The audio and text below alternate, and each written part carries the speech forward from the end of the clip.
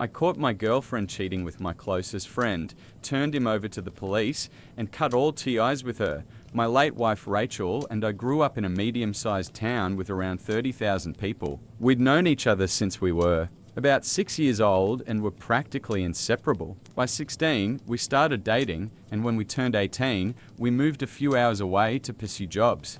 At 20, we got married and bought our first house. 2 years later, she became pregnant with our son. That's when tragedy struck. About 5 weeks before her maternity leave, a massive shelving unit at her workplace collapsed on her. I was told that she and our unborn baby were killed instantly. 2 of her co-workers were also caught in the accident. One was left paralyzed and the other lost a leg. The cruel reality was that her employer had chosen to keep using old, unsafe storage racks to save money instead of replacing them. To this day, I can't forgive the executives and managers responsible. They stole the love of my life and ended my child's future before it even began. Not long after, the company offered what they called a settlement. To me, it was nothing but blood money. They wanted to avoid a lawsuit, but I wanted justice. Thankfully, the case gained media attention, politicians got involved, and the trial was fast-tracked. Within 3 years, the payout was nearly 10 times what they initially tried to offer. Several executives were fired, fined, and some even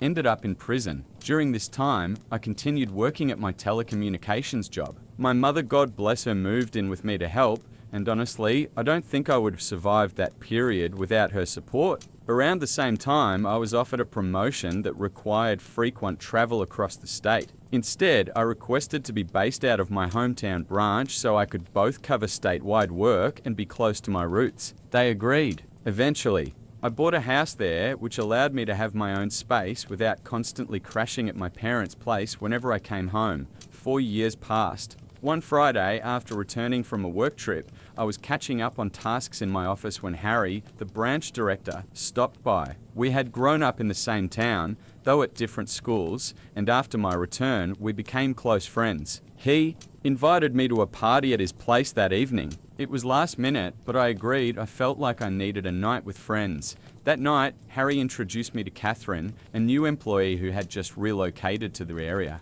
We clicked instantly. As cliché as it sounds, she reminded me so much of Rachel, it was uncanny. 2 years of dating later, Catherine moved into my home. Everything was going well. She got along with my parents. Rachel's family approved of her, and for nearly a year, life felt normal again. Then things started to shift. Our video calls during my trips became shorter. Neighbors mentioned seeing a car one that matched Harry's parked behind my house when I was away. I even noticed clothing in the closet that wasn't mine. Every sign pointed to betrayal, but when I confronted her, Catherine insisted it was innocent. She claimed Harry occasionally stopped by to discuss work matters and never stayed the night. I convinced myself I was just paranoid and tried to move on, though deep down, the doubt lingered. 6 months later, the truth hit me in the face. I had just closed a major deal and the negotiations wrapped up earlier than expected. Instead of staying out of town, I booked an earlier flight home, wanting to surprise Catherine.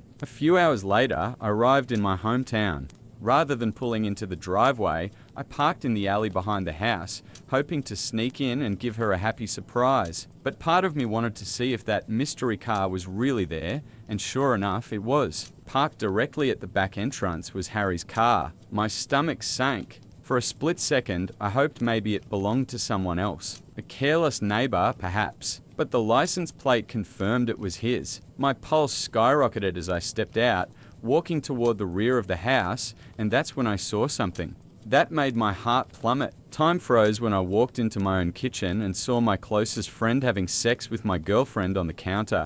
My mind went blank. 1,000 questions swirled inside me. Was this real? Was I dreaming? Why were they doing this in my house, of all places? Shattered, I turned and slipped away unnoticed. I sat in my car for what felt like an eternity, tears running down my face. But grief quickly gave way to rage, the same kind of fury I once felt toward the people responsible for Rachel's death. Only this time, I had no intention of using violence. I considered myself a pacifist, but I knew I could still ruin their lives in a different way. I reversed down the alley, far enough to keep Harry's car in sight, then drove back near the front gate where I could watch the house. I called Catherine. They were still going at it when her phone rang. I watched them pause, glance at the screen, and exchange looks when they saw my name. She hesitated but didn't pick up. Seconds later, they resumed. I dialed again. This time, she answered. I hung up immediately. Moments later, she called me back, asking why I was ringing so late.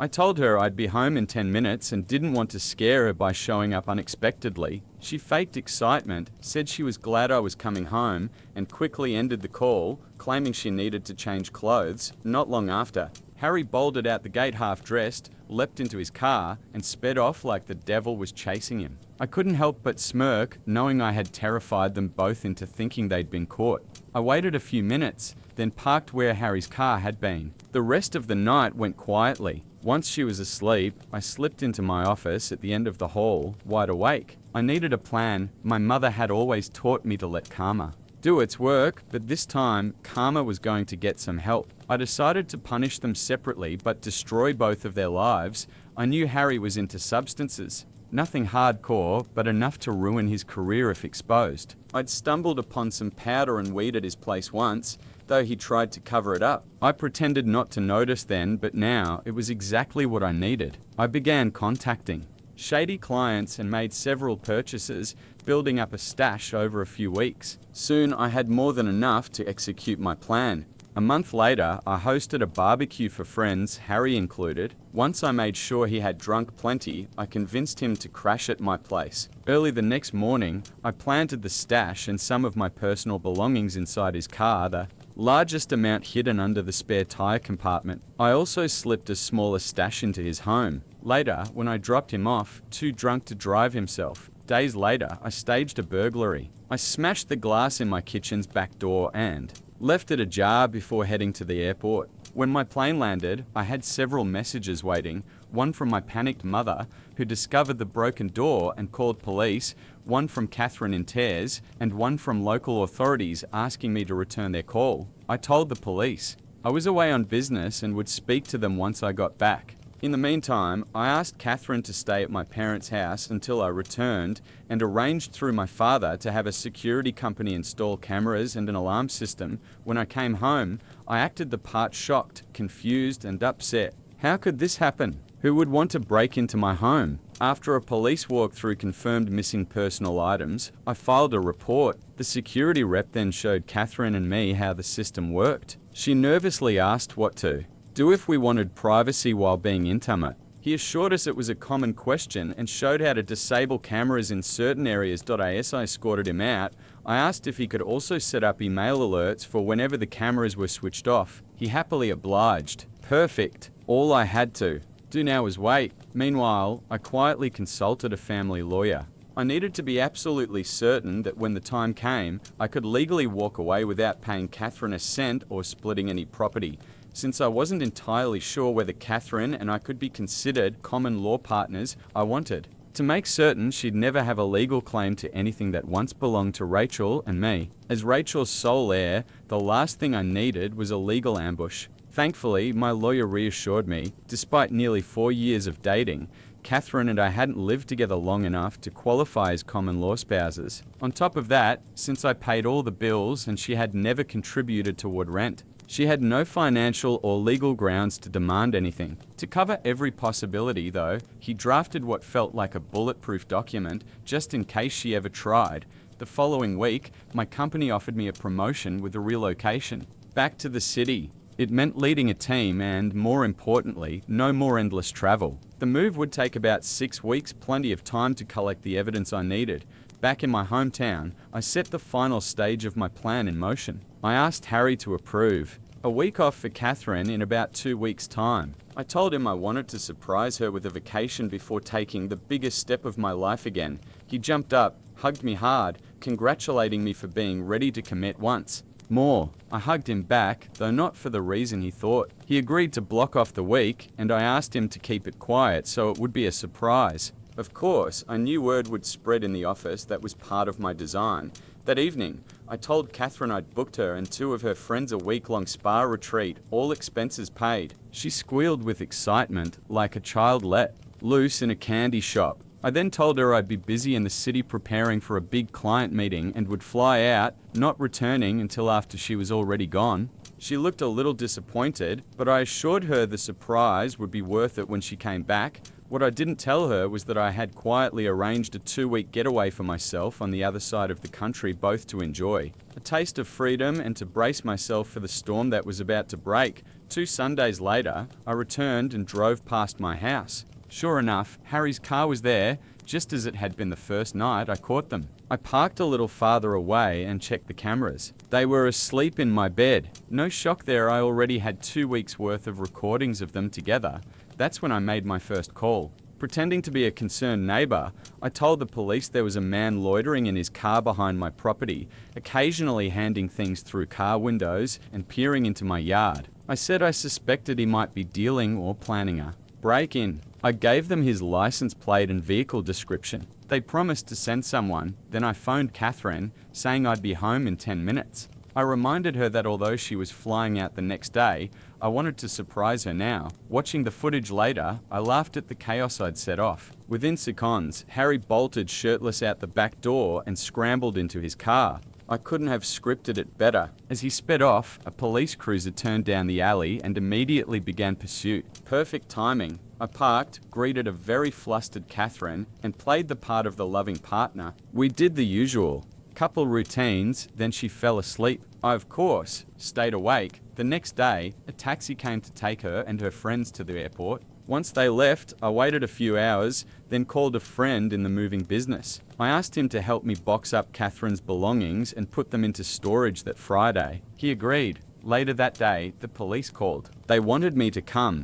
Identify items seized from a suspect the night before, items that matched the list of stolen property I had reported. I smiled, realizing my setup for Harry was now in motion, and told them I'd come by soon. When I arrived, not all of my missing things had been found, yet they were likely still at his house, awaiting a full search. But it hardly mattered. In a town this small, gossip spreads faster than fire. Harry was already disgraced, and within days he was fired outright for drug possession and stolen goods. That same evening, the company's executives formally apologized to me on behalf of the firm. Afterward, I went to my parents' house and explained what had happened, leaving out a few of the uglier details, and told them, as well as Rachel's parents, that I'd accepted a promotion and was moving back to the city, but without Catherine. They were disappointed I hadn't confided in them sooner, but relieved to see I hadn't stooped to her level. They gave their blessing to my plans simply to vanish from her life. After a long night of drinks, laughter, and a few tears, I returned home by Friday afternoon after a grueling week of lining up cleaners,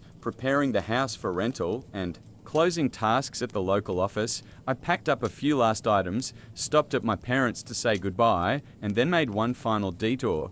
Becky, one of Rachel's closest childhood friends, had been my quiet accomplice. She was the only person, aside from my lawyer, who knew the truth, though I spared her the details about Harry. Without her help, I couldn't have pulled things together so quickly. I handed her a large envelope containing everything: video, evidence of Catherine's affair, a personal letter, and legal documents drafted by my attorney forbidding Catherine from contacting me. It also included instructions on how she could retrieve her belongings from the storage unit I had rented. Becky promised to deliver it when the time came. Then I drove back to the city. On Sunday morning, I woke to a flood of missed calls, voicemails, and angry texts. Catherine had cut her trip short after hearing something had happened back home, only to find an empty house with a "for rent" sign planted in the yard. In a panic, she rushed to my parents' house. They closed the door in her face. She called around frantically until finally reaching Becky and learned about the envelope. As expected, she didn't take it well.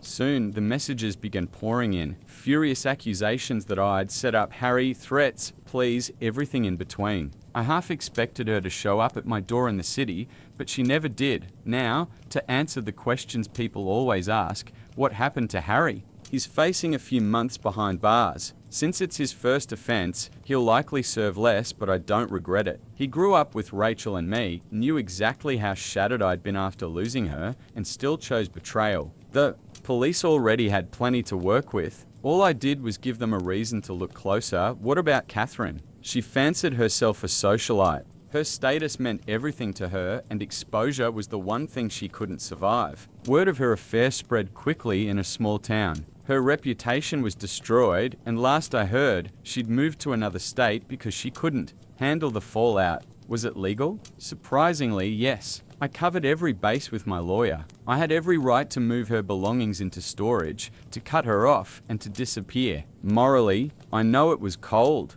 I dangled what she thought was the happiest moment of her life, only to turn it into ashes. But that was the point, to let her feel the collapse I had felt once before. And finally, to those who think I'm lying, chasing internet clout, or that I'm some kind of sociopath, believe what you want. Stories like mine could happen anywhere. And as for labels, well, in this day and age, who doesn't have a touch of madness in them?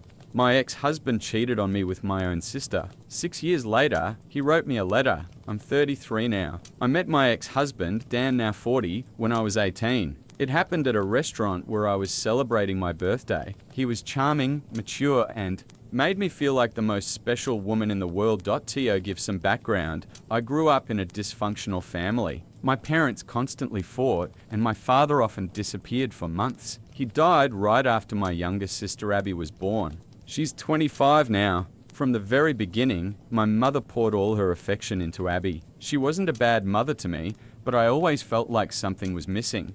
When Dan came into my life, that emptiness disappeared. He was supportive, caring, and thoughtful. He spoiled me with gifts, long drives, and attention. For the first time in my life, I felt whole. After 4 years of dating, we got married. I wanted kids right away, but Dan insisted I should finish grad school and start a career first. He wanted us to be financially secure before building a family. Honestly, he seemed like the perfect man. 5 years into our marriage, my world collapsed. I discovered Dan had been cheating on me. With Abby, I found out when he lied about going away for a week. Instead, he stayed in town and rented a hotel room so he and my sister could secretly meet. It had been going on for 6 months. I was devastated. Abby and I had always been close. I loved her deeply and took care of her. I couldn't understand how she could betray me like that. When I confronted Dan, he coldly admitted he didn't love me anymore, that I wasn't the girl he'd fallen for, and that I didn't give him enough attention. At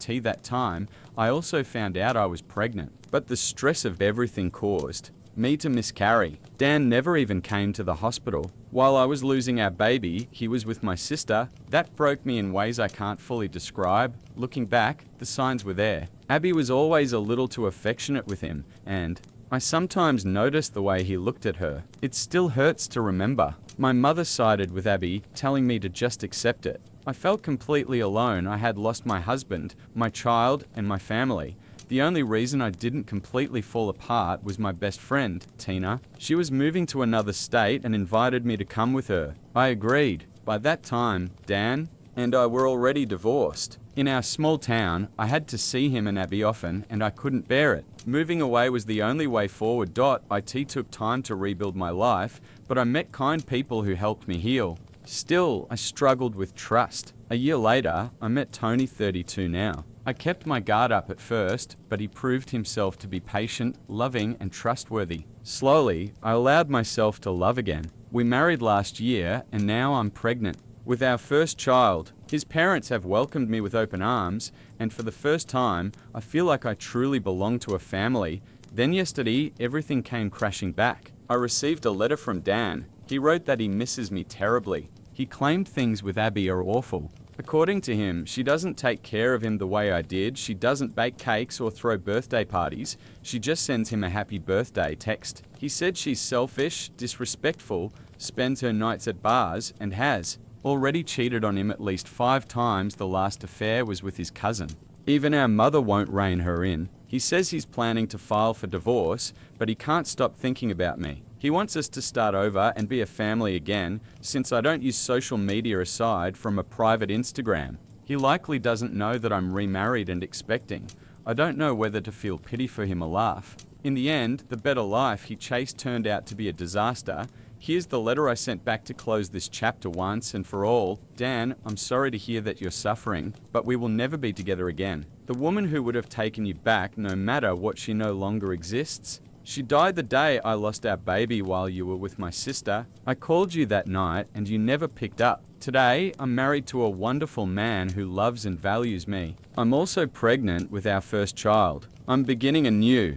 chapter of my life with someone I love and who truly cares for me. Please don't ever contact me again. You made your choice, Dan. You chose my barely legal sister over me. I don't care whether she cheats on you or disrespects you. A man like you doesn't deserve either loyalty or respect. I left my old life, my old town, and my old pain behind. You should do the same and start reflecting on your own choices. Deep down, you're just an insecure man, terrified of aging, who thought a younger woman would somehow make life better. Goodbye. Second update. He replied within an hour of receiving my letter. He admitted he had been foolish to believe I would still be waiting for him. He wrote that no matter what, I would always be his baby girl. That used to be his nickname for me, but now it makes my skin crawl. Not long after, I also received messages from my mother and my sister. My mum congratulated me, thrilled that she was finally becoming a grandmother. Abby echoed the same sentiment and even added that she'd be a cool aunt.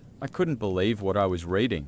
Did they forget how they treated me when I needed them most? Did they forget the betrayal? I broke down crying after those messages. I know I shouldn't waste energy being angry at Abby anymore, but she wasn't a child when it happened. She was 19, old enough to understand how wrong it was to start an affair with her own sister's husband. I blocked them all. I'm 5 months pregnant now, and the last thing I need is more stress. God bless my husband, he comforted me when I cried and even took me out for ice cream to cheer me up. Third update, after I calmed down, I realized how much the letter had shaken me. It felt like a thunderbolt, dragging all the pain back to the surface. A few hours later, I discovered even more emails. My mother and sister had written again, this time to an old account I barely use. Somehow, they had found out about my pregnancy, even though I've never announced it online. That terrified me. I burst into tears, but Tony was right there. He held me, sat me down, and reminded me that I'm safe hundreds of miles away on the other side of the country. He promised he'd never let them hurt me again. He even joked that if things ever got too bad,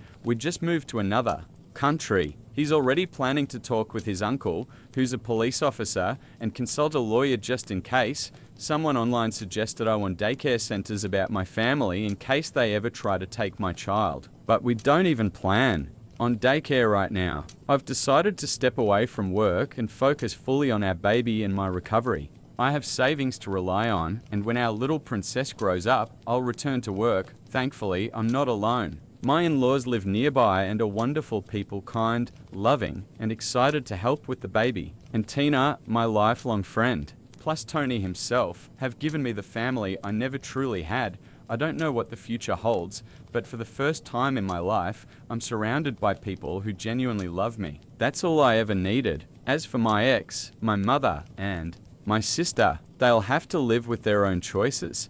I'm refusing to go on a family vacation because my sister insists that I babysit her kids. I had to move out of my parents' house since I was constantly roped into watching my 3 nieces and nephews. Despite this, last year I often ended up acting as the assistant or even the main nanny on family trips. For instance, last summer, we went on a beach vacation with my parents, who paid for my hotel room. But I had to share it with 3 noisy boys because my sister and her husband wanted a separate room for themselves. I was promised free time to do my own things, but instead I was forced to spend all my free time looking after the kids. I complained, but everyone reminded me that I was there for free. In the end, we only did one activity I actually wanted to: visit an art gallery. I enjoy visiting galleries while on vacation, but the kids found it boring. This year, my parents planned a similar beach trip in June, expecting me to go under the same conditions as last year. I refused. I said I would drive myself and pay for a separate hotel room so I could have my own space. My parents were shocked and reminded me of the cost, but I told them it wasn't an issue. I have a good job and a decent car, so I can afford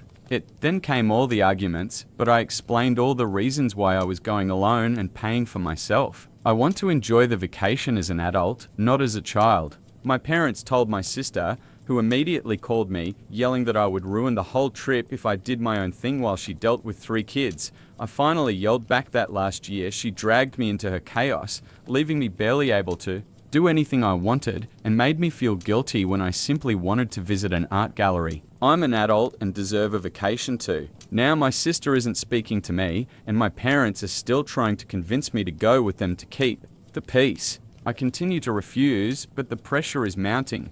I know it might be tough for them without someone to help, but I don't see myself as selfish for standing my ground. Let me know what you think in the comments. Who is in the right here, me or my sister, who has 3 children to care for? Raising 3 kids isn't easy. Update 1, about an hour after I posted, my sister somehow saw it. She's not just furious with me, she's upset that no one in the comments supported her. In short, she threw a tantrum, saying how hard it is to be a parent of triplets and that I, as a young and free adult, should help her. I stuck to my position and now wait for a call from my parents, whom she has already contacted. Update 2, I finished work, so I can give more details. Everything seems to have been resolved. My parents read my post and were shocked by the flood of comments. Yes, they are angry at me for posting, but I told them that if they had listened to me from the start, I wouldn't have had to.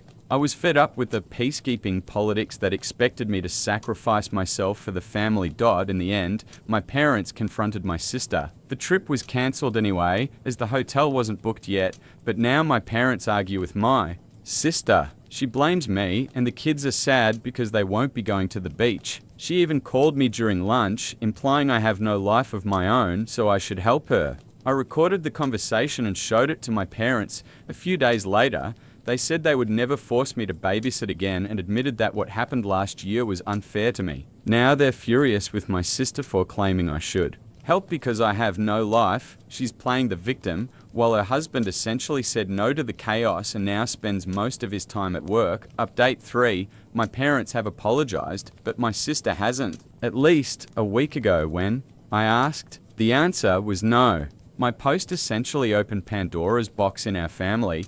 Here's the full backstory. My parents and older sister got used to me helping with her triplets. I didn't move out of my parents' house until I was 22 because I wanted to save money. While in college, the scholarship provided significant support and living at home helped me manage. I'm very grateful for that. However, after college, everyone seemed to think I had all the free time in the world, and my parents convinced me to go on this family vacation with them. I was forced to babysit my 3 6-year-old nephews. And on top of that, I had to share a hotel room with them. Believe me, they didn't listen to a single word I said. On the very first night, I had to call their mother twice before they finally obeyed. And yet, when I wanted to do something else during the trip, suddenly I was the bad guy. If my plans didn't suit the rest of the family, they simply didn't happen. It was extremely hypocritical. Being part of the family didn't give me a voice in decisions. You can be sure that I laid out all these complaints to my parents after my previous post,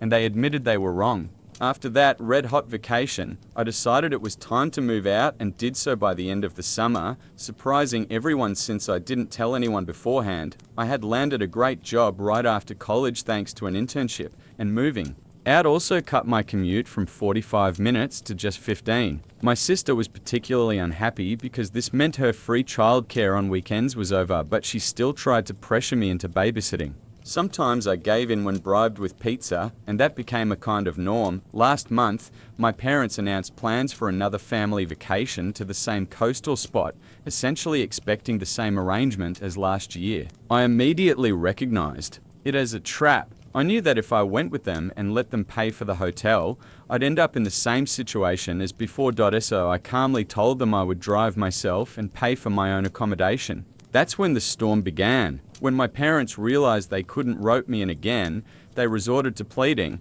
and my sister tried to practically order me to go along, using manipulation and emotional pressure, but it didn't work. Then, I posted about it online. Initially, the whole family was against me. My sister called my parents, who then called me while I still had a little time in the morning to talk. They were on the phone with me while reading my post. I asked if anything in the post was untrue. They tried to dodge the answer, claiming the story was exaggerated, but I pointed out multiple details that proved otherwise. The story was accurate. I told them to check the comments, though there were too many to read them all. I kept refreshing the page on my computer and telling them how many comments had already been posted. I then explained that I was fed up with always having to be the peacekeeper, sacrificing my time to satisfy my sister, essentially being treated as a victim. I said I had no more time and we would have to continue the conversation later. My parents were stunned. Within hours. Hundreds, if not thousands, of people had left comments. Later, I told them the number of comments had almost doubled and continued to grow, which only amplified their shock. It seemed they had to seriously reflect on their actions. My sister also tried calling me while I was at work, but my phone was on silent until lunchtime, so she could only leave messages. She was persistent though, and finally reached me during lunch. The gist of the conversation was that my post had pushed our parents to my side, and now they were angry at her. As a result of the argument between them, my parents cancelled the entire trip. Later, they admitted that initially they had tried to shift all the blame for cancelling the vacation onto me because they were embarrassed, but ultimately they fully acknowledged their mistakes. They told me no excuse could justify making me the free babysitter when I no longer even lived at home. They tried to point out that they never charged me for housing while I was in college, but I reminded them that children don't ask to be born, and I had been doing my best to move forward. I also reminded them that my father had similar privileges when he was in college living at home for free, and those points basically overruled any arguments my parents made. When my sister finally reached me during lunch, I laid out the facts. She revealed her true nature, implying that I had no life and that I should spend my weekends helping her because she was too tired to leave the house without the kids. She's a stay-at-home mum. Her husband earns well, and they live in a nice house they own. Honestly, my nephews aren't my responsibility. They were simply dumped on me, and people expected it to continue indefinitely. My sister got angry and hung up, but I recorded the conversation and later played it for my parents. They were furious and went to war with her. She dug in her heels, accused me again, and insisted my life should revolve around hers. I told her that was the most selfish and narcissistic thing I had ever heard. A few days later, her husband finally intervened and forced her to apologize to me. I've never seen anyone break her will like that. She almost cried. It turned out that one reason I had been their default babysitter was that my sister didn't trust anyone else with the kids. It was never really about money, or was it? Her husband thought my sister had been paying me for the time I spent with her kids after I moved out of my parents' house. But no, she didn't even cover gas, just gave me a little cash to order pizza for the kids and myself, and I could keep the change. It turned out that she had skipped some payments for several months. When this came up in her half-hearted apology, her husband blew up, and she had to pay me the full amount in cash from her own savings, which of course she wasn't happy about. After that, he apologized to me for his inaction that had allowed my sister to walk all over me, and promised that they would find a proper babysitter on the side. Yes, it would cost them a bit, but it meant my sister could finally go on dates with her husband again. A family meeting happened a few days later at my parents' house. Everyone apologized to me once more. After that, my parents reconfirmed the family vacation. And yes, I still plan to drive myself and pay for my hotel room. If my sister tries again to dump childcare responsibilities on me, I'll stay at a different hotel. I told her this, and she promised it wouldn't happen. So, if I don't post another update a month after the vacation, that means everything went smoothly. Update 4, my sister called, demanding that I delete my posts. She was even more upset after realizing how far this story had spread. She called me after work, asking if the comments were still coming in. She said she couldn't handle all the negativity because so many of them were critical of her. I was honest, at least 10 new comments arrived daily, most of them portraying her in a negative light. She started crying and insisted I remove my posts, but I refused. I told her she could complain to anyone she wanted, but the posts would stay because they guarantee she can no longer treat me like crap. After all, she literally acted as if my life should revolve around hers. She didn't pay me for babysitting as she was supposed to, kept the money for herself, and forced me to be the permanent nanny during last year's family vacation. No wonder people hate her for taking advantage of me. When I mentioned I had even made a video about the posts, she screamed and hung up. Later, my parents called, begging me to delete the posts. I refused, explaining I only posted because they had failed to stand up for me. None of this would have happened if they had told my sister she had to treat me as an equal, not a servant. I'm not her butler, nanny, or handyman, I'm her brother. And a grown man. Eventually, they agreed but still begged me to remove the posts. I told them I would continue posting unless they started defending me more often when my sister whines. Let her deal with her own problems. Her entitlement led to this mess in the first place. I'm not the father of her kids.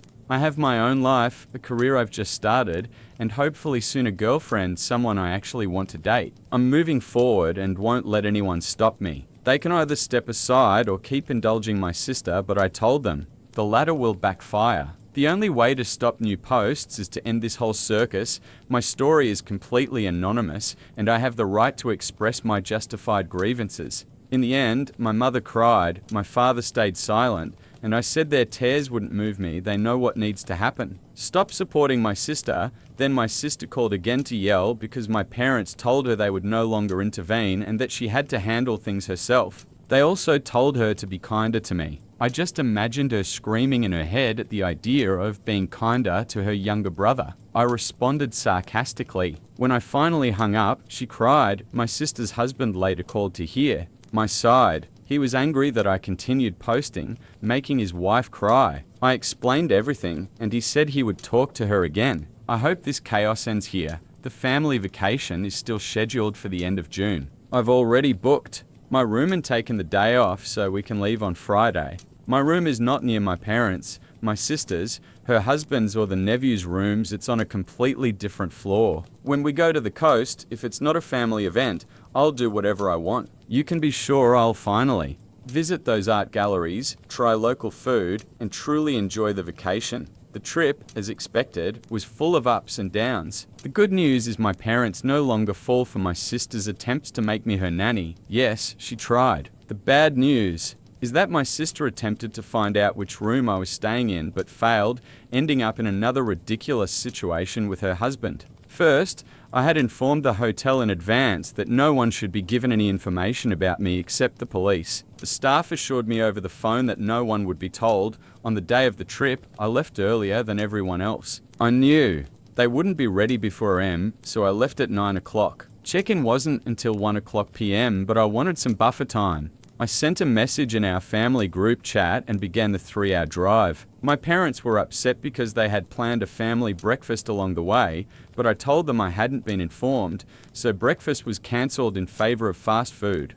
Just as I had planned, I arrived at the hotel too early for check-in, but told the staff I was there to make sure my parents or sister couldn't obtain my information. They confirmed that they didn't give out such details, but I warned them I knew of cases where it had happened anyway. I wanted to make sure that if my mum, sister, and 3 crying kids came asking, the staff would resist. Reluctantly, they promised that only I could access my room. I then went to eat, returned an hour later, and saw my parents' cars and my brother-in-law's huge SUV outside. I approached the front desk after making sure no one was in the lobby. Everything was calm. I asked the staff if my family had inquired about my room. They had, but the employee refused to give any information. My sister tried to pressure them, but her husband shut her down. I checked in, went to my room, and called my parents, not mentioning that I knew about their attempts to track me. They didn't say anything either. Later, we all met and went on a tour. At one point, my sister asked me to watch her kids. I flat out refused because I knew her game. She'd claim it was for a few minutes,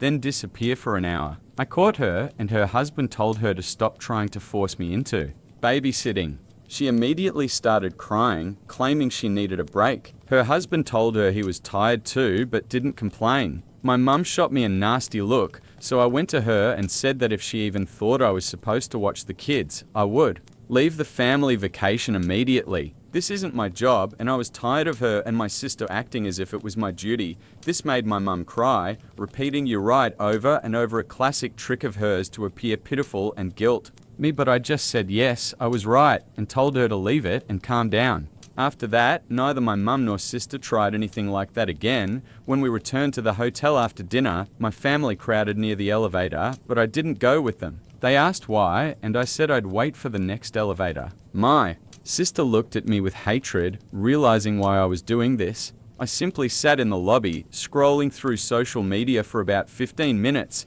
then took the elevator to my floor. My room was on a different floor, at the far end of the hotel. The night was wonderful. The next morning, we all went to breakfast, but I deliberately waited until they left first. I was the last one out of my room and also the last to return in the evening. Breakfast went fine, and I sent a message in the group chat saying I would spend the day on my own activities. My mum suggested visiting the aquarium and a few other places. I agreed to meet them at the aquarium, but the rest of the day would be mine. They agreed, and the day passed without incident.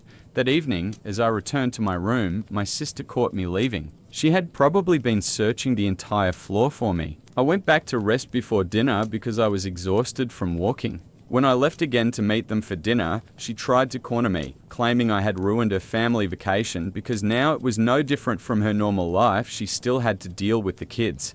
I told her to stop talking nonsense. Our parents help her a lot, and I was tired of being her scapegoat. She needed to relax because the free babysitter days were over. She had to leave me alone and handle her own life. I walked on while she yelled, "Hey, I'm trying to talk to you."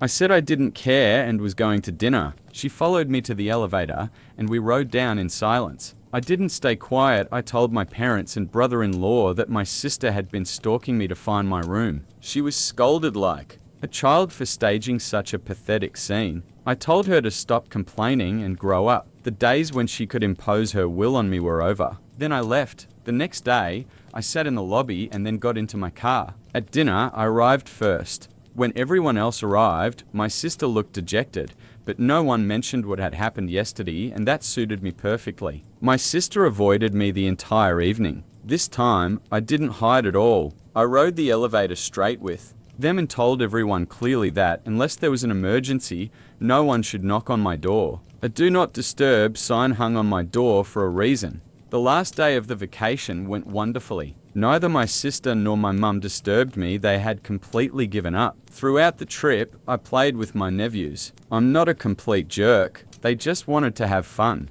I even bought each of them little bags of crystals and polished stones as souvenirs. There were a few minor disagreements between my sister and her husband, but I ignored them. Overall, I would call this vacation a victory because finally my mother and sister understood that the old days, when they could use me however they wanted, were over and I have my own life. Update 6. My mum and sister saw my latest post. They seemed to have no idea when to stop. Hi mum. Hi sister. I warned them I would post again if necessary and here I am. Briefly, my mum and sister read my post and went berserk. My sister had been monitoring my account, knowing I'd post something. She called me in tears, complaining that I had made her look like a bad mother. I replied, if it looks like a duck, swims like a duck, and quacks like a duck, it's probably a duck. She tried to argue with me, but couldn't point out a single significant falsehood. Naturally, she then called mum. My mum came to my house demanding I delete all posts. I said no, now I had material for another post.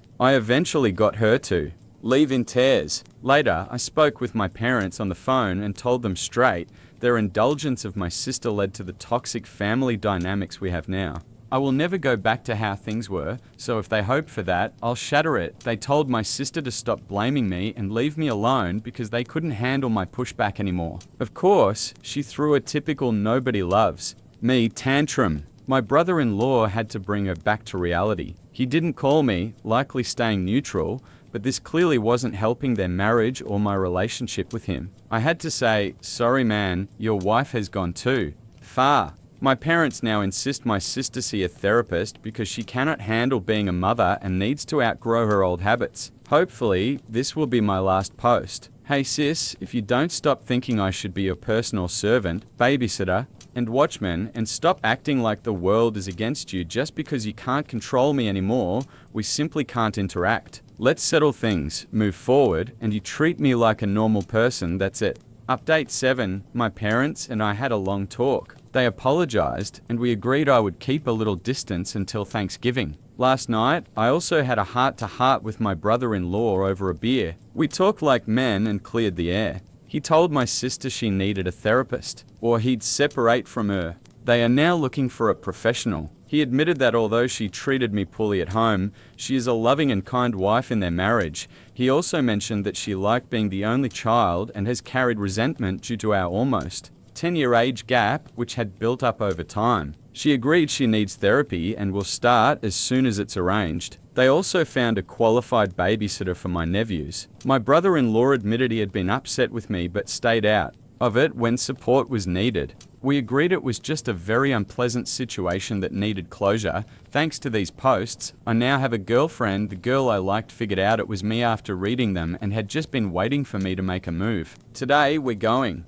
on our first date. Thank you all for the overwhelming support. This is truly the last update. My narcissistic sister tried to hurt me, but the family brushed it off as a joke. Now everyone has finally realized just how unhinged she is.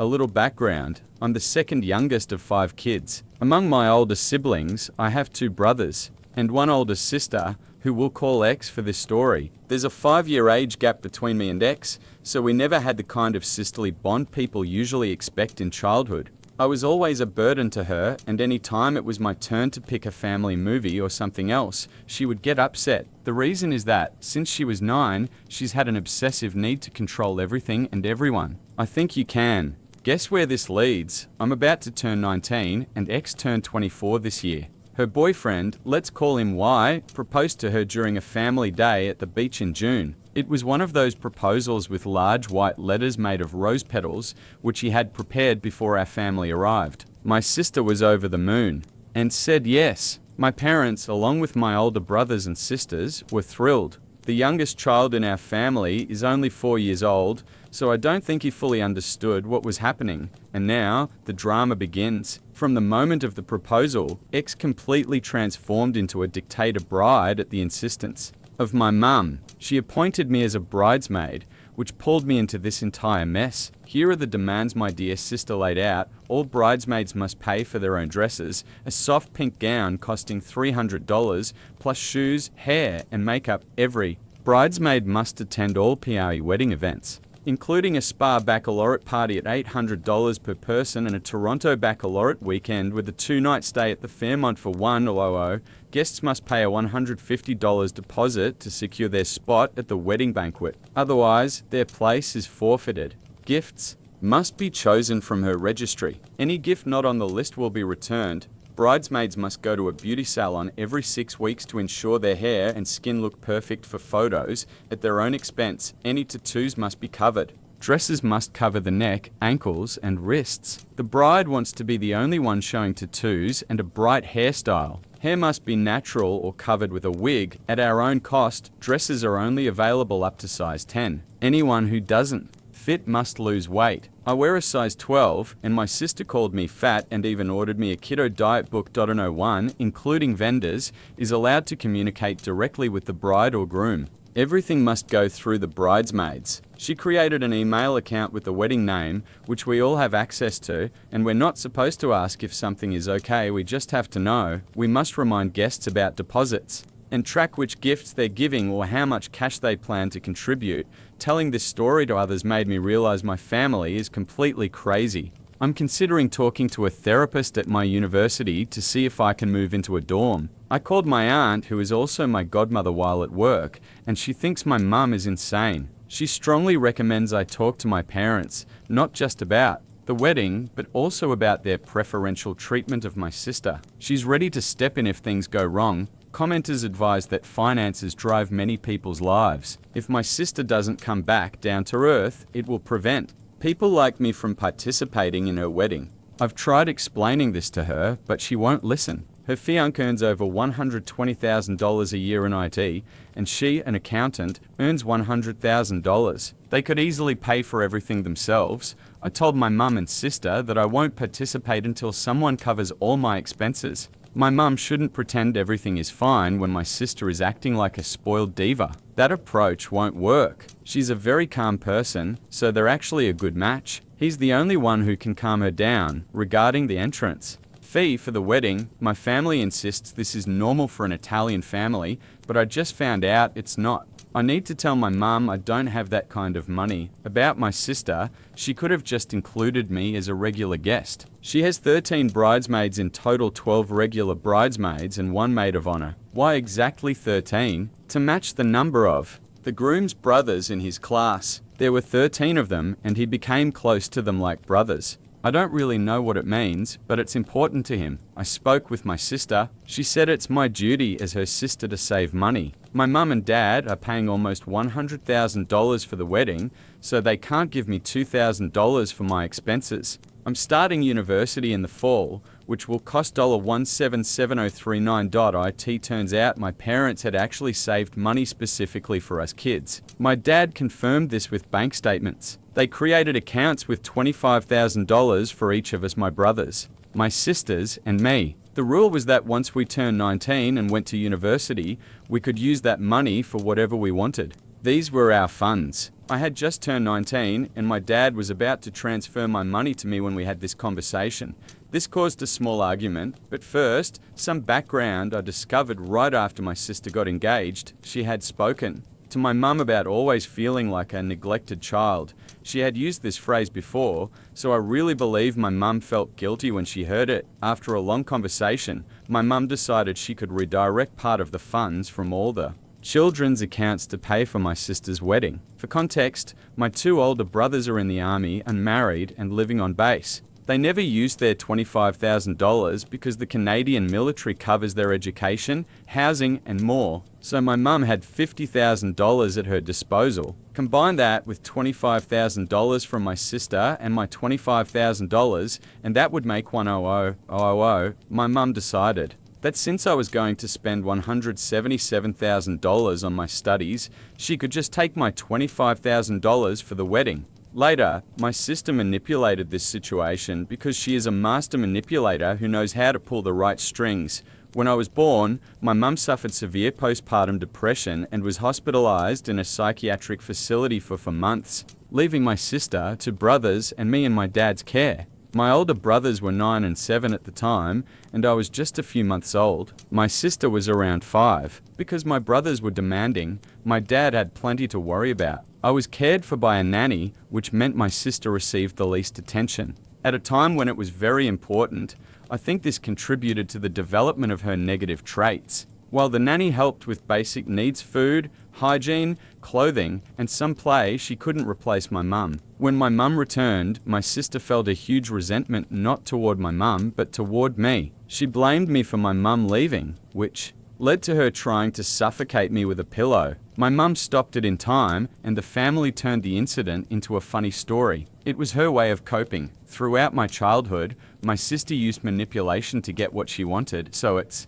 no surprise she tried the same with her wedding. Mum felt guilty and decided to give her daughter everything she wanted. When my sister grew up, it was no longer about toys or candy, but full entertainment trips. As a result, I became much closer to my dad than to my mum. My sister and I had normal relations when I was 12, but everything changed when mum became pregnant with my youngest sister. This was accidental, and I became her target. Update 2. Now that the background is complete, here's what actually happened. We finally talked. I told my parents how I felt, the financial burden this would place on me, how unfair it was, and so on. My dad blew up. He had no idea about the $100,000. I showed him a screenshot from the group chat. He was upset that mum had repeatedly said, "Your father and I agreed," when in reality they hadn't discussed anything like that. We sorted out the wedding issue. I won't have to attend. Then I was asked to leave the room so my parents could talk alone. They worked out the budget. After that, my dad asked why I hadn't felt comfortable discussing this with him earlier. I showed him this story I've been writing. Dad was furious. He immediately called my sister and told her she needed to come home as soon as possible because he needed to talk to her and wouldn't accept any excuses. She said she'd be there in 4 hours because she was with her fiancé and his parents. Dad insisted she fly home immediately, but she hung up and blocked him. Dad told me again to go to my room. I still don't know exactly what happened between them. Alone, but then my mum came in to talk with me. She shared details about her postpartum, depression, and other things I hadn't known before. We seemed to reconcile, and I asked my mum whether my sister would agree to see a therapist, since she was so convinced that the 4-month gap after my birth caused all these issues. Mum said she would try, but of course, she couldn't force her. I told her that if my sister refused therapy, I would stop communicating with her and possibly limit contact altogether. Dad reassured me that I would get my $25,000 and wouldn't have to attend the wedding if I didn't want to. Since my sister charges $150 from each guest, she could fund her extravagant wedding with the money she collected. Of course, this is partly a joke, but it seems that the future in-laws aren't planning to pay for the wedding either, so my parents would have to cover it fully if she wants her big ski resort wedding. Regarding the $150 entrance fee, my sister made it up. There is no such Italian tradition. We spoke with the groom's mother when she brought my sister over, and she was shocked. While there is a tradition of a money dance at some banquets, there is no mandatory $150 collection. So my sister arrived 5 hours later. While the groom's mother was present, she was sweet as pie, but once she left, oh my God, the gates of hell opened. My sister demanded to know why Dad had interrupted their peaceful evening and insisted she be brought home immediately. Dad said he didn't care about their evening and told her to sit down. She refused and they started arguing. Eventually, she sat after Dad began using various methods of persuasion, including financial pressure and threatening to tell the groom's mother about her true nature, which apparently her fiancé hadn't yet seen. I was asked to leave the room again. There were many angry shouts and manipulations from my sister, including threats to cut off communication or prevent our parents from seeing their future grandchildren. She tried to force my mum back to the original $100,000 plan, but Mum and Dad didn't give in. The argument continued until my dad shouted that Mum was not her punching bag and she was not to blame for her postpartum depression. If my sister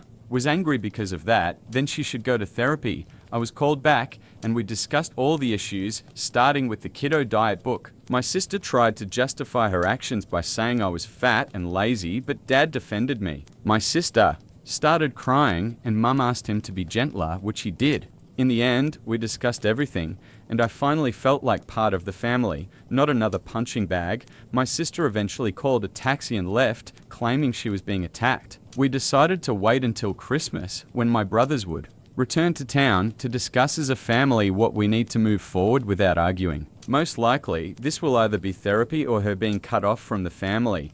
Mum and Dad are still sorting out the budget with the groom's relatives. My parents told them that for such a wedding to happen, everyone would have to contribute. The groom's relatives agreed that $100,000 for a wedding is insane. The last thing I heard is that my sister would get $15,000 for the wedding, which actually meant $5,000 because $10,000 was already spent on her dress. The remaining $10,000 would be saved for something more meaningful. The groom's relatives also agreed to contribute $15,000, $10,000, $10,000 for the wedding, and $5,000 for the honeymoon.as for my studies. Tomorrow Dad and I are going to the bank. We're cancelling the loan I was forced to take and paying the penalty for cancelling it. The loan would have only started during my studies, so fortunately the penalty is very small. Dad paid the penalty because he agreed that I shouldn't have taken the loan. My parents agreed to cover my first year of tuition without deducting the $25,000 saved for me. The entire amount they planned for my education will be transferred to a special account.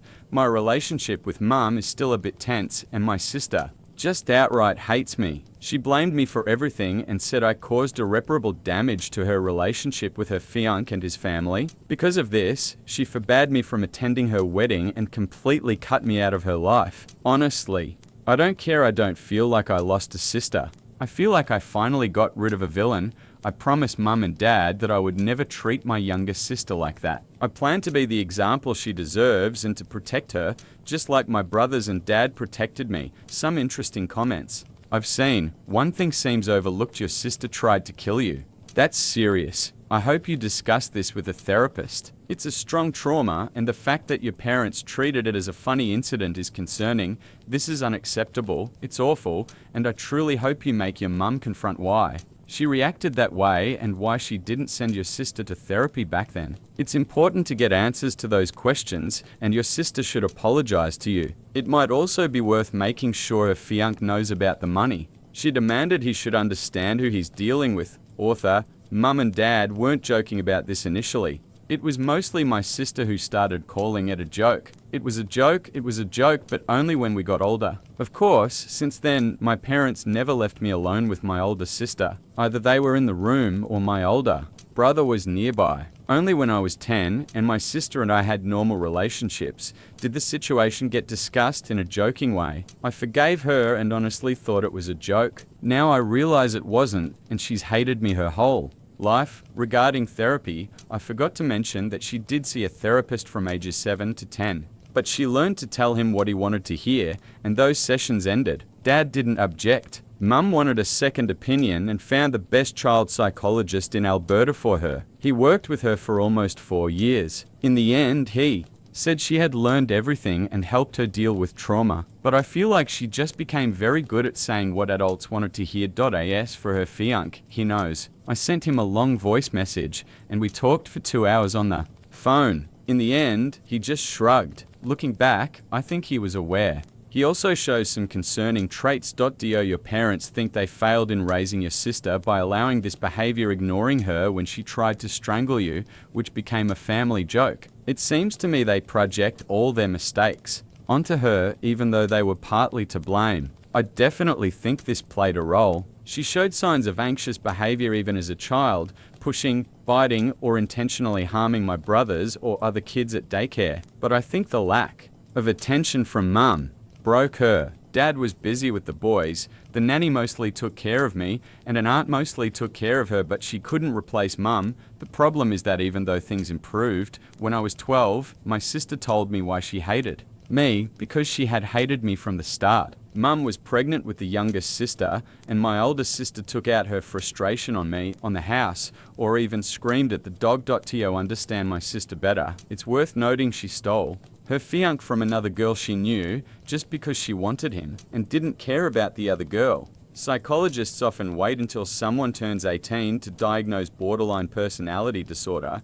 hoping the child will outgrow it, but adults with BPD often become master manipulators, able to deceive therapists, hide behavioral patterns, and lie about actions and feelings convincingly as if acting a role. They always have a reason in their head for what they do, which easily misleads others. Damn, I'm going down another rabbit hole here. Obviously, my sister will refuse therapy unless it's just to prove she was right all along. She didn't even give me that damn Lalaloopsy doll. She snatched it and burned it. Cutting off contact seems like the best option for anyone dealing with someone with untreatable BPD. Don't worry, your life will be much calmer without that drama and insane accusations. Don't stress about your sister refusing therapy. Treatment only works if the person is honest and willing to change. People with BPD often have neither. You should consider therapy for yourself. I did, and it really helped me. Alongside hearing stories like this, parents often indulge such children to keep the family together, but having a sibling with BPD is extremely difficult. Once you realize how abnormal all this is, you can start healing. Author, yes, mum, dad, and I are all going to therapy. Update 3. 3 months later, family therapy is going very well. My 2 brothers were given temporary leave to return to Canada. They had been serving abroad. Our family is on the road to recovery again, and mum and I are closer than ever. Honestly, it feels like I have my best friend back. As for my sister,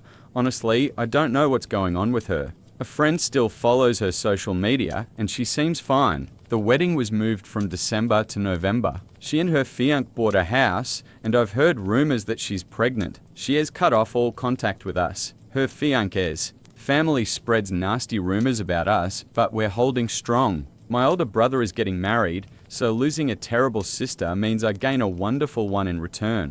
She's so sweet, she messages me every couple of days, orders me food delivery when I'm sad, and even though she lives in another state, she asked if I felt comfortable being her bridesmaid. She's an only child, and her mum passed away, so I agreed. By next year, I'll officially have a new sister. I also got a boyfriend. He's in the army, too apparently unavoidable. He really supports me and loves me. It's almost been a month since we started dating. Update 4. After my sister's wedding, my family and I were excluded from attending the ceremony, but my cousins, friends, and her husband's family told me how it went. Nothing too special. His mother wore an ivory dress, and a few people brought their kids. Even though it was planned that there wouldn't be any children, the real drama started at the reception. I felt a bit sorry for my sister because of this, but the groom's mother invited one of his ex-girlfriends, apparently hoping it would create conflict, but it didn't work. She tried to come between my sister and her new husband,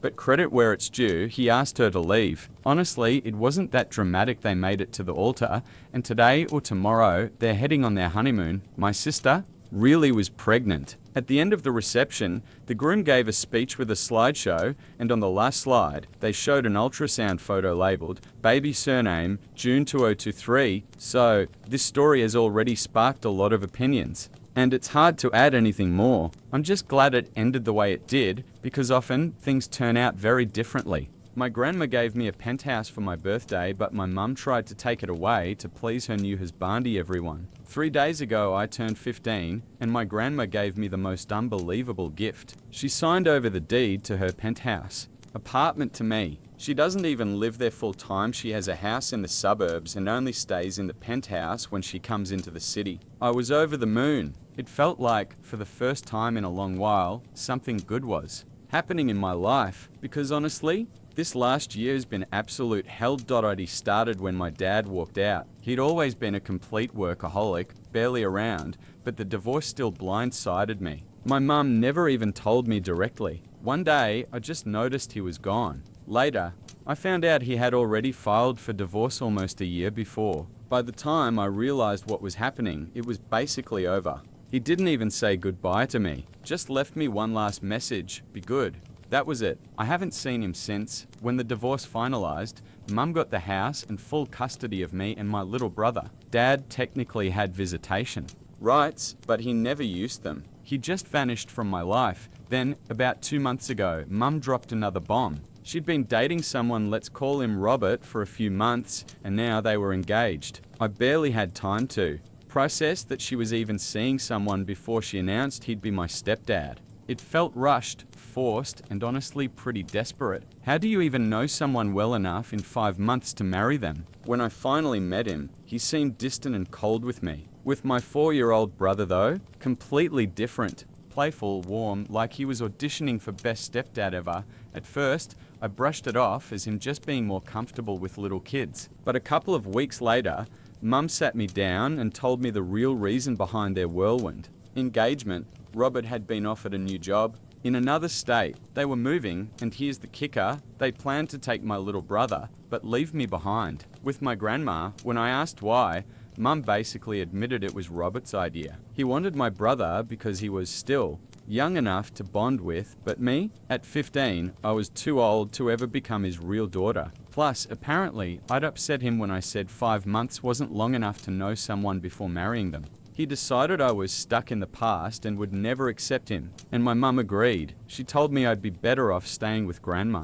That it would be easier. I can't describe the pain I felt in that moment. My dad had already abandoned me, and now my mum was essentially choosing her new husband over me. I love my grandma dearly, and moving in with her wasn't the issue. She's the kindest, most compassionate woman I know, but to hear my own mother say I wasn't wanted, that crushed me. I told her I didn't want to wait until the move. I wanted to live with grandma immediately. Within a few days, I'd packed my things and left. Those last couple of days at Mum's house was silent. I didn't speak to her, didn't hug her goodbye. Honestly, I didn't think she deserved it. The only person I said goodbye to was my little brother, because I knew I'd miss him like crazy. Now I'm at grandma's and life already feels lighter. She shows me real love, not conditional affection based on what some guy thinks. Even though the commute to school is longer, I don't care. It's worth it. Every night I call my brother to talk before bed. It hurts that I can only reach him through Mum, but I do it anyway for him.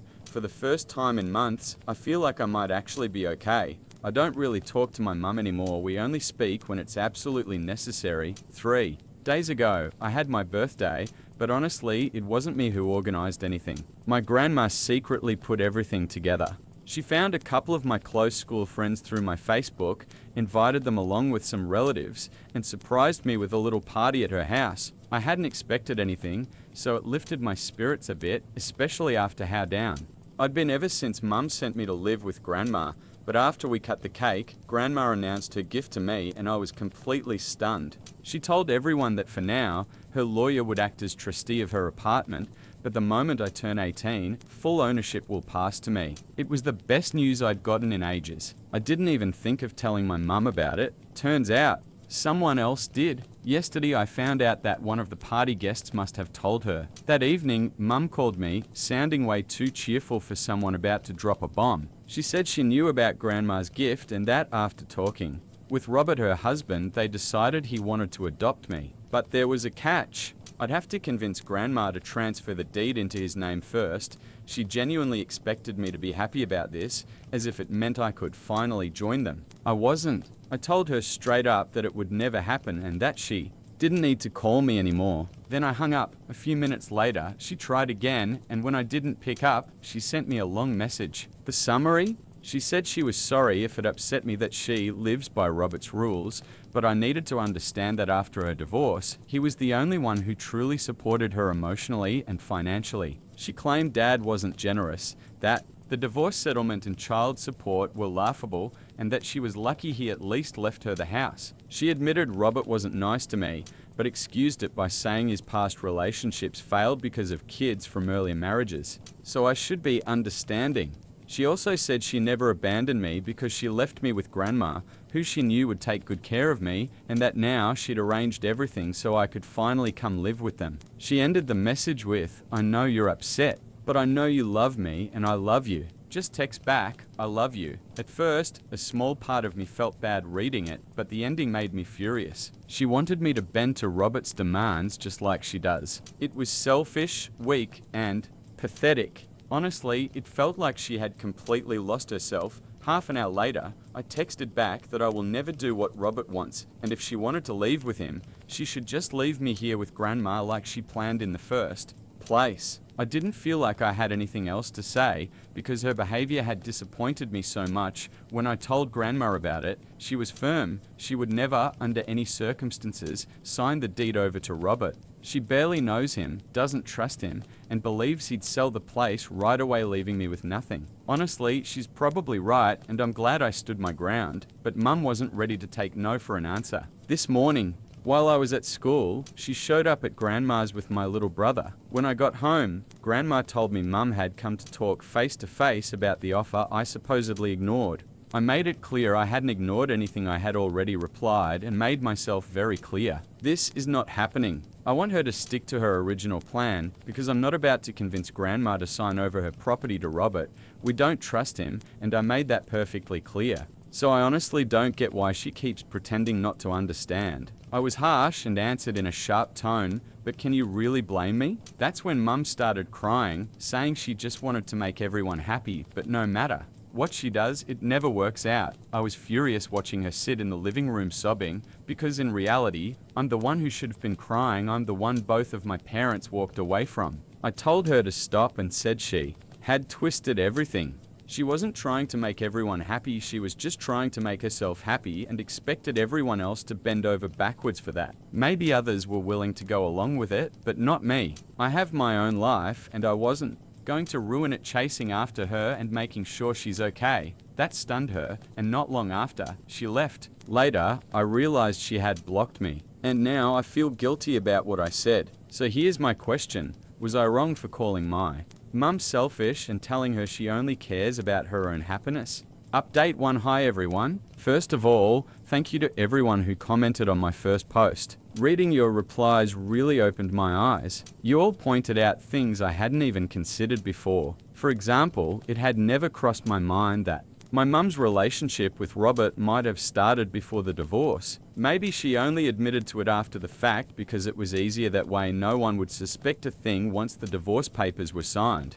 Honestly, I never even allowed myself to think my mum could cheat, but now, I'm not so sure. Either way, it doesn't matter anymore because she made it clear she doesn't want much to do with me. What really hurts is that I can't see or talk to my younger brother, and I miss him so much. We've always been close, and it breaks my heart that some of you might actually be right that Robert could be his real dad. I try not to think about it, but once the idea was planted, it's been hard to shake. I've talked to my grandma a lot over the past couple of days. Neither of us knows for sure, but it's definitely changed how we see Mum. I think talking to my dad might clear some things up, but I don't know if he'd even want to go there with me. It's been 4 days since Mum last came over, and we haven't spoken since. She blocked me the same day, and later Grandma told me she blocked her too. That's so ungrateful, especially considering Grandma takes care of me without asking Mum for child support. She doesn't need to, she has her own money. She's doing this out of love, giving up her retirement to raise me.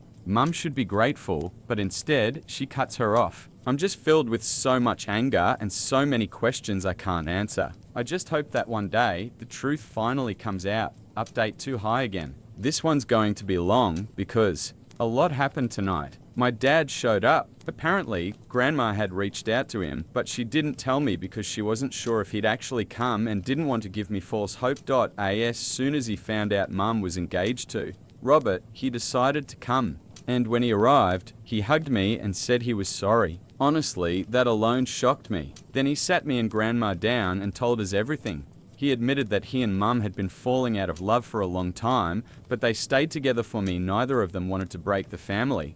Then, about 3 years ago, he started an affair with a co-worker. He said he wanted to confess, but never had the courage. Eventually, Mum found out about it about a year ago, and that's when she filed for divorce. Here's the kicker: Mum told him she'd keep it a secret as long as he stayed away from us. She gave him a whole list of conditions. He had to give her the house outright. She got full custody of me and my brother, though technically he still had visitation rights, but he could only see us if she allowed it. On top of that, she demanded huge child support payments and a large share of the marital property, and he agreed to all of it. The only thing he asked in return was that she never expose his affair to me, because he didn't want me to see him. As a chitter and hate him forever. So far, Mum had kept that secret, but the price was that I had no relationship with him. He also apologized for always being a workaholic, saying he never spent enough time with me or built a real bond, but he added that it wasn't only his fault. Mum always wanted more,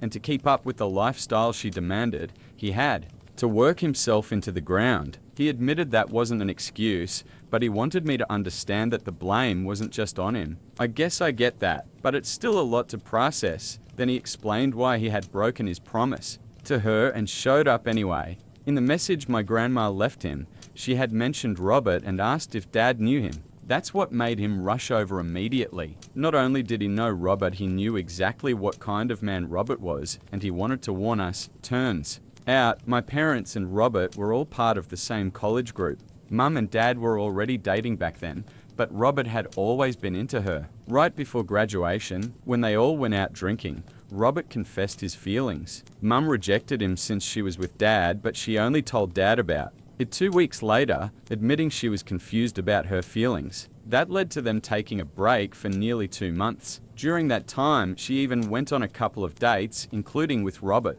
It didn't last, and eventually she got back with Dad. When they reconciled, Dad asked her not to keep contact with Robert because it bothered him. At first, she agreed, but later that same year, he found out she had still been talking to him. It turned into a huge fight, almost breaking them up. Not long after, Robert actually showed up at Dad's place, and they ended up in a physical fight because Robert thought it would somehow impress Mum. Instead, it disgusted her especially, since she'd already made it clear she only wanted to be friends. After that, she cut him off completely.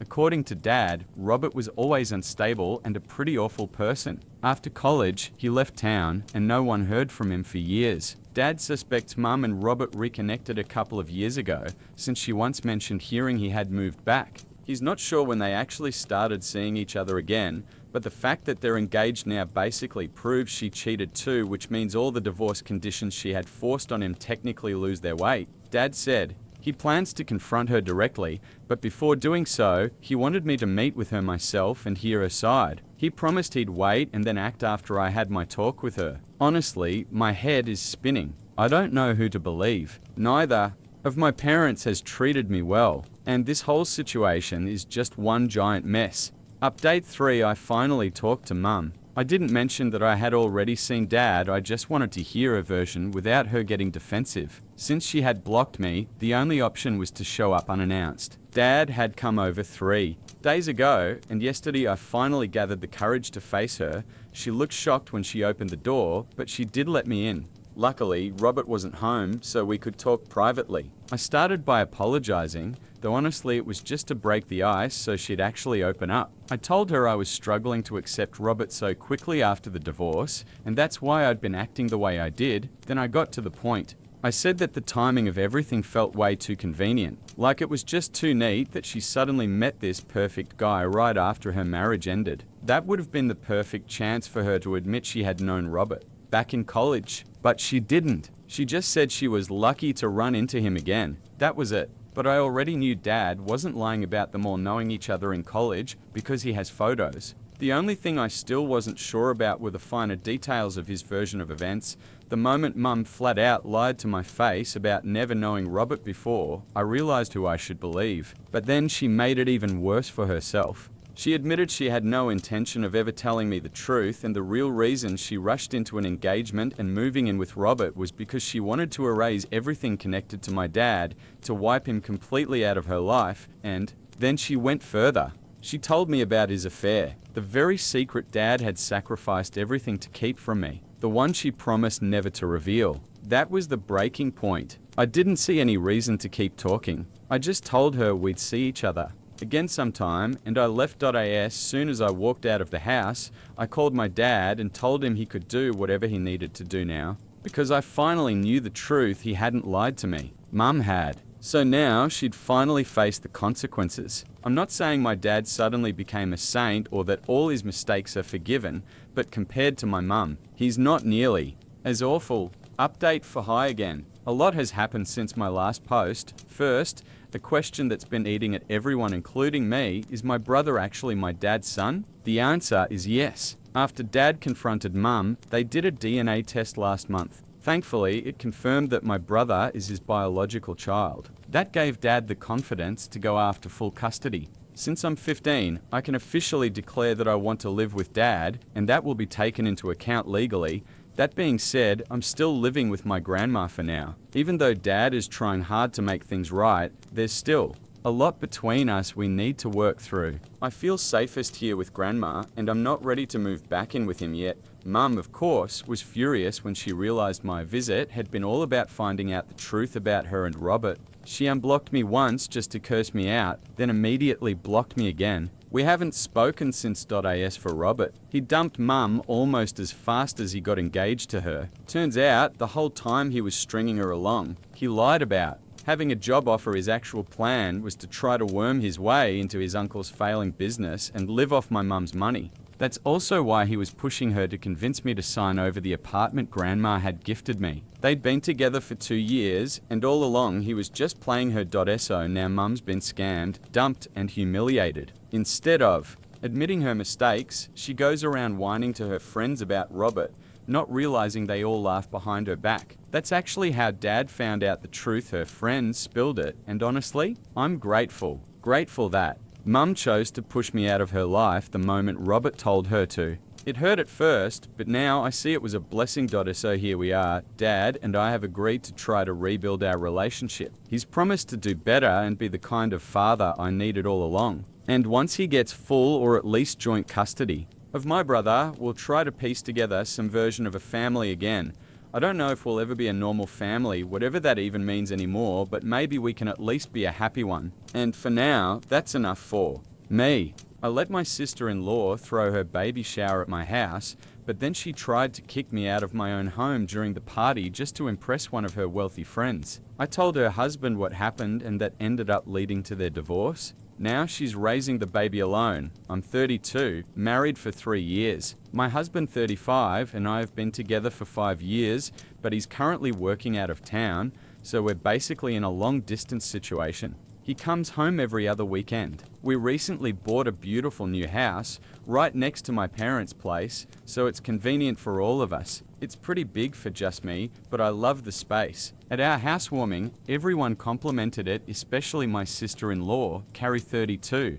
She couldn't stop gushing about it. Carrie and I aren't super close, but we've always gotten along. A couple weeks ago, she asked if she could have her baby shower at my house. I agreed without hesitation. She was pregnant. I didn't want to be rude, and honestly, I thought it might be nice to socialize a bit since I spend a lot of time alone. She said she didn't want to waste money renting a venue when I had such a perfect home for it. Her own house is fine, but smaller and not as impressive. I took her compliments at face value and agreed. For 2 weeks, she came over almost every day to plan things. I even took a day off work to help her. I work in finance, definitely not in event planning, but she kept treating me like her personal party coordinator. Still, I didn't mind because I thought this would bring us closer. I was wrong. On the day of the shower, I spent hours helping the decorator set everything up. Carrie arrived early, thanked me, acted totally normal. Then, 15 minutes before guests were supposed to arrive, she looked at me and asked, "So, where are you planning to spend the next couple of hours?" I was stunned. At first, I thought she was joking. I mean, it's my house. I was dressed for the event, had bought her a gift, and had been involved in planning everything. I asked if she was serious, and she calmly explained that I wasn't on the guest list. Apparently, she'd never intended for me to be there. She claimed she thought I was just helping out, like some kind of hired planner. She Told me the shower was for close family and friends only, and that unfortunately, I didn't make the cut. She even asked me to leave before her guests arrived so I wouldn't cause a scene. I was furious, humiliated, and honestly heartbroken. I stormed outside to call my husband, but he was busy at work and couldn't pick up. I couldn't hold it in anymore. I decided to call Carrie's husband, Jim 33.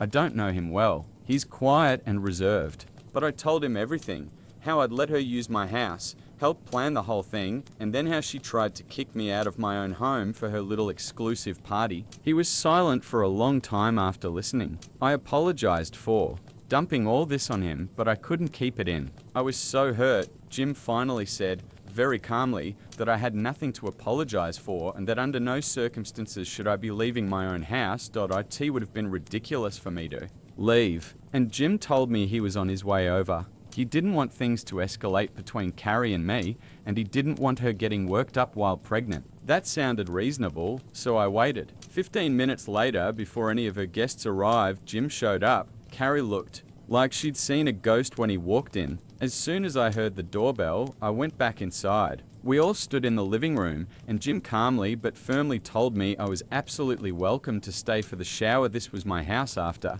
all. Carrie tried to argue, but he gave her a sharp look and she went silent. She spent the whole evening glaring at me like she wanted me to vanish. I kept my cool and carried myself with dignity, but I quietly decided right then I was done with her. I even thought about cancelling the whole event out of spite, but I'd put too much time and effort into helping set it up. So I endured the evening and promised myself I'd never deal with Carrie again.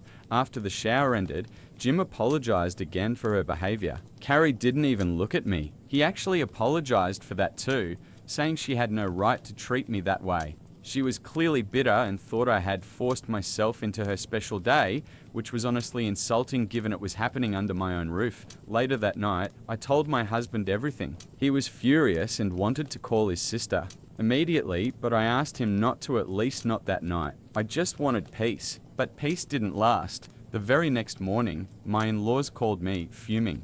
Apparently, when Carrie and Jim got home, they had a huge blowout fight because Jim knew what she'd done to me. Now Jim had packed up and said he was done. He stopped speaking to Carrie entirely and even cut off communication with my in-laws. That shocked everyone, since Jim had always been close to her family. Their parents had even been old family friends. But suddenly, his side of the family blocked Carrie's parents everywhere: social media, phone, everything. And yet, somehow, this was all my fault. According to Carrie and my in-laws, if I had just kept quiet and gone along with her plan, none of this would have happened. They actually blamed me for ruining her marriage. I couldn't believe what I was hearing. Carrie humiliated me in my own house, and I was the one being painted as the villain. I lost it. I told them straight up, I'm not taking the blame for any of this. Carrie behaved horribly. I generously allowed her to host an event at my home for free, and in return, she tried to humiliate me by kicking me out of my own house, all because she didn't think I was close enough family. Excuse me, I'm literally her brother's wife. I reminded them that if my husband had been home, Carrie never would have dared to treat me that way. And I don't regret telling Jim the truth. He was the only reasonable adult in this mess. If he decided enough was enough and chose to walk away from his marriage, I trust his judgment. That's his choice, and it's not on me.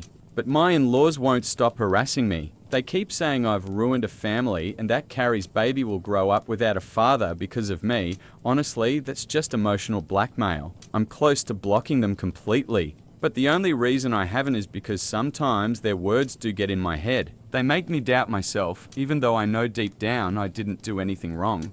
My husband, thankfully, is fully on my side. He told me I did nothing wrong, and he'll be the one to explain to his parents that Carrie caused this, not me. He says they should be supporting her instead of attacking me. But I'm just exhausted. I don't feel guilty at all, but they won't leave me alone, and all I want is for this drama to finally be over. Honestly, I still don't even understand why it mattered so much to Carrie that I wasn't at her baby shower. It never made sense to me. So, was I really wrong for telling her husband the truth about how badly she treated me? You can make up your own minds, but personally, I think I did the right thing. I don't see any reason why I should be the scapegoat here. Yes, it's tragic if their baby ends up growing up without a father, but if they couldn't fix their marriage anyway, that outcome was inevitable sooner or later. And let's be real, Carrie had zero interest in resolving things. If she had been willing to apologize, maybe there would have been a chance to work things out. Instead, she doubled down and pushed all the blame on me. That's just insane. Update one high again. It's been almost a week since the baby shower, and Carrie and Jim are officially getting divorced. This isn't speculation, Jim already announced it on his socials. I didn't think things would unravel this quickly, but apparently he's already filed and the process has started. He moved back in with his parents and they've been living apart ever since. I wasn't sure if I should even reach out because I honestly felt guilty. But after talking with my husband, we agreed that someone from the family should at least check in, especially since Jim hadn't blocked us. Clearly, he left that door open for a reason. So I sent him a message, just saying I was sorry that things had turned out this way. Not an apology for causing it, more like expressing sympathy. He actually reassured me, told me not to blame myself because their marriage had been hanging by a thread for a long time. After that, I asked him directly, why did Carrie hate the idea of me being there so much? Because they're only close relatives, excuse never added up. She'd invited plenty of people who weren't even family, people I knew she wasn't close with. So what was the real reason? Well, he told me. And wow, the truth was, Carrie had been desperate to impress one particular guest, an old school friend of hers who'd married into a very wealthy family. Carrie has been planning to start a business after the baby, and she was hoping this woman's wealthy husband might invest in it. Her entire baby shower plan was basically a performance for this one guest, and here's the kicker, she wanted to pretend my house was hers. That's why she didn't want me around. She thought she could host the event, claim the house was hers, and put on this illusion of being more successful than she really is. Obviously, she couldn't pull that off with me standing right there.as. It turned out that important friend didn't even show up because she got sick that day. But the fact remains Carrie was perfectly willing to lie, humiliate me, and use me just to keep up appearances. When Jim found out, he confronted her at home. She admitted it openly, like it was no big deal to fake an entire lifestyle just to impress someone from high school. Jim told her straight up she owed me an apology for treating me like trash after I'd been generous enough to host. She flat out refused, and that fight cracked open everything else. According to Jim, this wasn't new behavior. For the last couple of years, Carrie's been obsessed with pretending they're wealthier than they are, staging things for social media, putting on a front for acquaintances. He said it all started not long after their wedding, when some of her friends made snide comments about how modest their wedding was compared to others. Since then, she's been living in this fantasy of trying to look rich. Hearing this honestly blew my mind, but it also made everything click into place. Honestly, I think all those comments from her friends really got under Carrie's skin. But she's a grown woman, not a teenager. She shouldn't still be this obsessed with what other people think. Real friends don't mock you for not living a flashy lifestyle. If they do, maybe they're not worth keeping around. The thing is, Carrie and Jim aren't struggling at all. They live a perfectly normal, comfortable life. Sure, they're not wealthy, but they're fine. Jim works in real estate and Carrie has a steady job at a marketing firm. She even had plans to launch her own business after the baby. If anything, she should have been saving up instead of spending recklessly. But Carrie's been fixated on projecting this glamorous image they simply can't afford.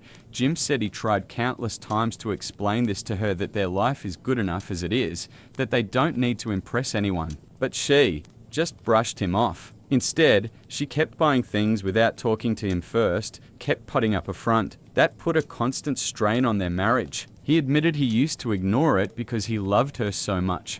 But with a baby on the way, he couldn't look past it anymore. It wasn't just about money anymore. It was about the kind of future they'd be able to give their child. After the baby shower fight, Jim finally snapped. He told me that even if I hadn't called him that day, he would have left sooner or later. The baby shower incident just sped things up. He doesn't blame me for anything, and honestly, I feel lighter knowing that. My husband and I talked it over too. He feels sorry for Carrie, of course, but he also thinks Jim wouldn't have walked away unless he'd thought it through. Jim was a good husband, and if he reached his breaking point, that says a lot. I do feel bad for Carrie, especially since she's pregnant, but at the end of the day, she dug herself into this. She's in her 30s, still acting like she's in high school, still letting shallow people dictate how she feels about her own life. She needs therapy more than she needs new designer bags. I honestly hope they figure something out, if only for their baby's sake, because growing up in a broken home is tough. For now, though, I'm stepping back. I've decided to block Carrie and my in-laws for the time being, not out of spite, but because I don't see anything good coming from staying involved. My husband agrees. We'll give them space and focus on our own lives. Update to so, my husband just got back a couple of hours ago and he filled me in. He's been in touch with Jim these past few days, and apparently Jim is open to giving their marriage another shot, but only if Carrie is willing to apologize and agree to go to therapy.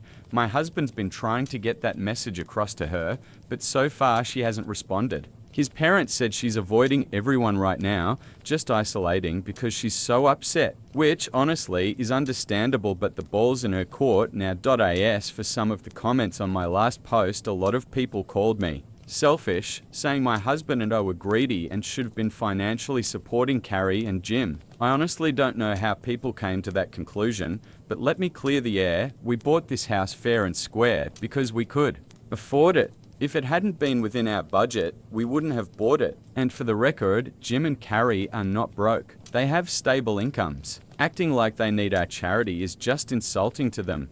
Also, my husband and I are in a very similar financial situation to Jim and Carrie, so I don't understand why they'd need our help or why anyone would think they do. It's a bit odd, but since some of you brought it up, I wanted to clarify. Some people didn't like that I said I hope they reconcile and stay together, claiming Jim deserves better. Maybe he does, but ultimately it's his choice. I don't get why so many people feel the need to pour hate here, call me names, or call Jim a pushover without even knowing him. They love each other despite all their problems, and they're having a child together. That's a big deal. They can't just walk away from each other and move on, given the circumstances. So yes, I wanted and still want things to work out for them. That's all I wanted to say for now. Update 3. Hi everyone. It's been almost 3 weeks since my last post. I just wanted to share that Jim and Carrie have decided to reconcile and try to work things out. I'm really happy for them, even though Carrie and I still aren't talking. I found out from my husband that they've agreed to attend family therapy for a couple of months to see how things go. They'll still live separately for now, and when the baby arrives, they'll co-parent together for the first few months. If things go well, they plan to move back in together. I'm genuinely happy for them. I know this isn't what a lot of people wanted to hear. Many were hoping Jim would just leave her, but he's going to do what he thinks is right, and everyone else will have to respect that. My mum and unemployed sister are trying to take 80% of my father's inheritance. They nearly ruined his business's reputation and now accuse me of embezzlement. I'm 32, and this has been one of the hardest weeks of my life. My dad suddenly passed away from a heart attack, and on top of grieving, I'm forced to deal with ugly family drama. Never in a million years did I think I'd face something like this at my age, but here we are. My parents divorced when I was 15, and it was brutal. My mum cheated on my dad with his best friend, which tore our family apart. My younger sister, Emmy, she's 28 now, sided with mum. I chose to live with dad, and things were never the same between us again. Dad was a self-made businessman. He started with a tiny electronics repair shop in our garage when I was a kid. I still remember spending weekends helping him sort parts and study circuit diagrams. Over the years, he grew that little shop into a chain of stores across the state. His story always inspired me. He worked relentlessly and achieved everything through grit and perseverance. After the divorce, he buried himself even more in work. I think it was his way of coping with the betrayal. Many nights I'd wake up and find him hunched over spreadsheets at AM, planning new strategies. Despite the long hours, he always made time for me. We had breakfast together every morning, and he never missed a single school event. Eventually, he remarried a wonderful woman named Susan. She never tried to replace my mum, but she was kind, supportive, and a true partner for my dad. They traveled, volunteered, and seemed genuinely happy together. It made me feel good to see him smiling again. Meanwhile, mum's life went downhill. Her fling with dad's ex-best friend didn't last, and since then she's been struggling financially. She always claimed dad cheated her in the divorce, but from what I know, the settlement was fair. He even let her keep the family home, which she later had to sell because of her own poor money management. Over the years, she bounced from one job to another: real estate, retail, catering. Every time she started with enthusiasm but gave up as soon as things got difficult. Emmy followed the same path, dropped out of college, hopped from job to job, talked about big dreams but never saw them through. She leaned on Mum financially and emotionally, and together they lived in this strange bubble of resentment against my dad. Yesterday we held Dad's funeral. It was heartbreaking, but also overwhelming to see how many people came to pay their respects. The church was packed with colleagues, employees, and people from the community who admired him. I gave the eulogy, sharing stories about his kindness, work ethic, and the lessons he taught me about honesty, resilience, and helping others. Speaking through the tears was hard, but I wanted to honor him properly. What stunned me was that Mum and Emmy showed up. They hadn't spoken to Dad in years. They sat in the very back, whispering to each other. At first, I was glad they came, but later, I overheard them talking, and what I heard made me sick. Mum said, "Now's our chance to finally get what we deserve." Emmy nodded, saying they should fight for at least 80% of the inheritance. Their plan? Challenge the will, claim Dad wasn't of sound mind, and argue that Mum supported him for years while he built the business. I couldn't believe it. We were literally standing in the church at his funeral, and they were already plotting to grab his money. Dad always taught me to work for what you earn, and here they were, scheming to steal what wasn't theirs. It felt like betrayal, not just of me, but of everything he stood for. I wanted to confront them right then, but I held back. It was Dad's funeral, not the place for a scene. Instead, I kept quiet and decided to stay alert. In the days after, I noticed Mum and Emmy acting suspiciously sweet towards Susan, completely unlike them. They were trying to win her over, hoping she'd soften.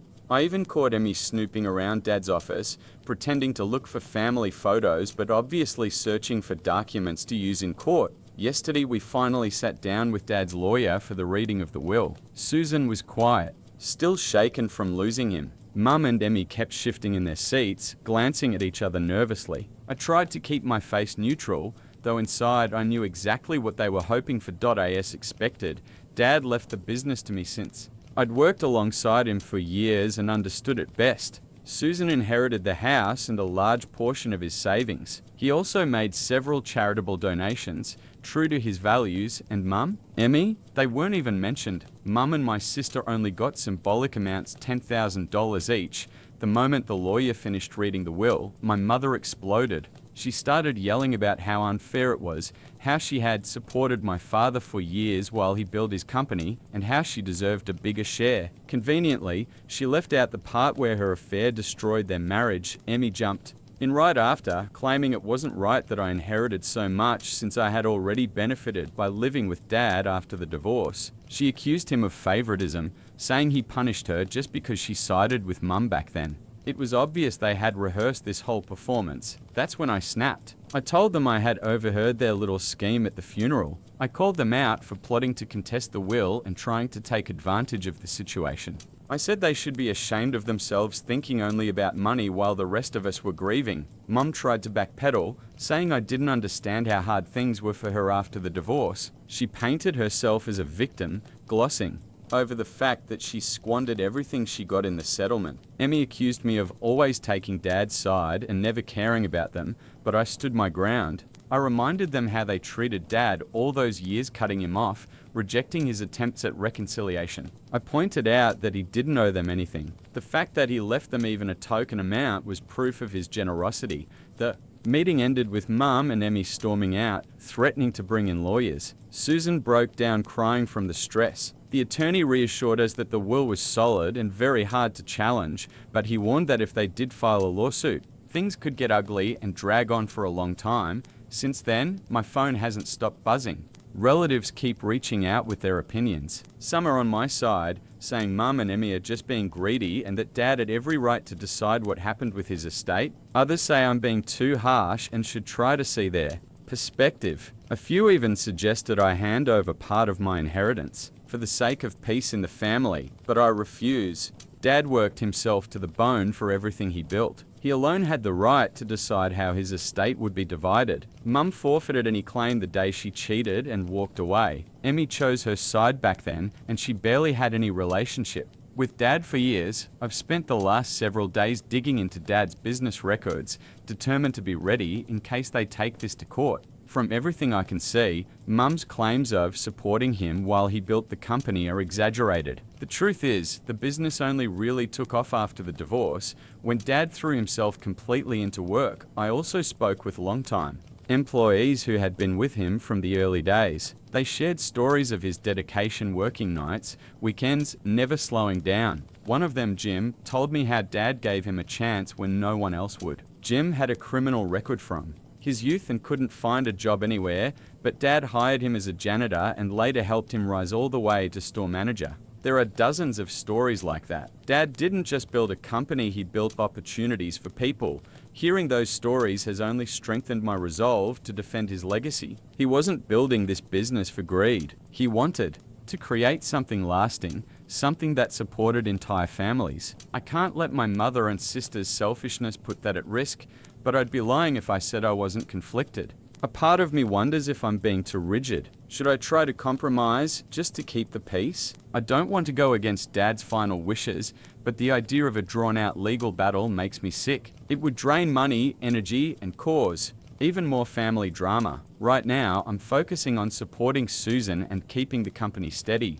Losing Dad was already devastating, and on top of that, fighting off my mum and sister's greed is exhausting. I barely sleep, constantly replaying that confrontation in my head. Part of me feels guilty for creating a scene so soon after his death, but another part of me is furious they would stoop so low. I worry most about Susan. Since the will was read, she's been almost silent, crushed by the stress. She adored my father, and watching his memory drag through mud is breaking her. The company has also been shaken. Dad was its heart and soul, and stepping into his shoes feels overwhelming. The last thing I need is a lawsuit distracting me from keeping everything afloat. I've even considered offering Mum and Emmy more money than what Dad left them, just to make them go away. But I know the risk that giving in might only encourage them to demand more. And most importantly, it would betray Dad's wishes. Last night, I found an old family photo album in Dad's office. One picture stopped me cold, the day of the first store's opening. Dad stood there cutting the ribbon, Mum smiling beside him, and Emmy and I clapping as little kids. We looked so happy, so proud. And I wondered, how did we end up here? How did that family turn into this? So here's my dilemma. Am I wrong for confronting my mum and sister so harshly, for standing my ground on honoring Dad's will? Should I fight this battle to the end, or try to compromise for the sake of family peace? I honestly don't know. If Mum and Emmy truly had zero chance of winning in court, part of me thought about just offering them a little more money to make them go away. Not a stake in the company, never. But if Dad left them each $10,000, maybe I'd offer 20-30K just to avoid endless headaches and move on with my life. Because in the end, nerves cost more than money. But if there was any chance they could actually succeed, maybe it would take a bigger offer to settle.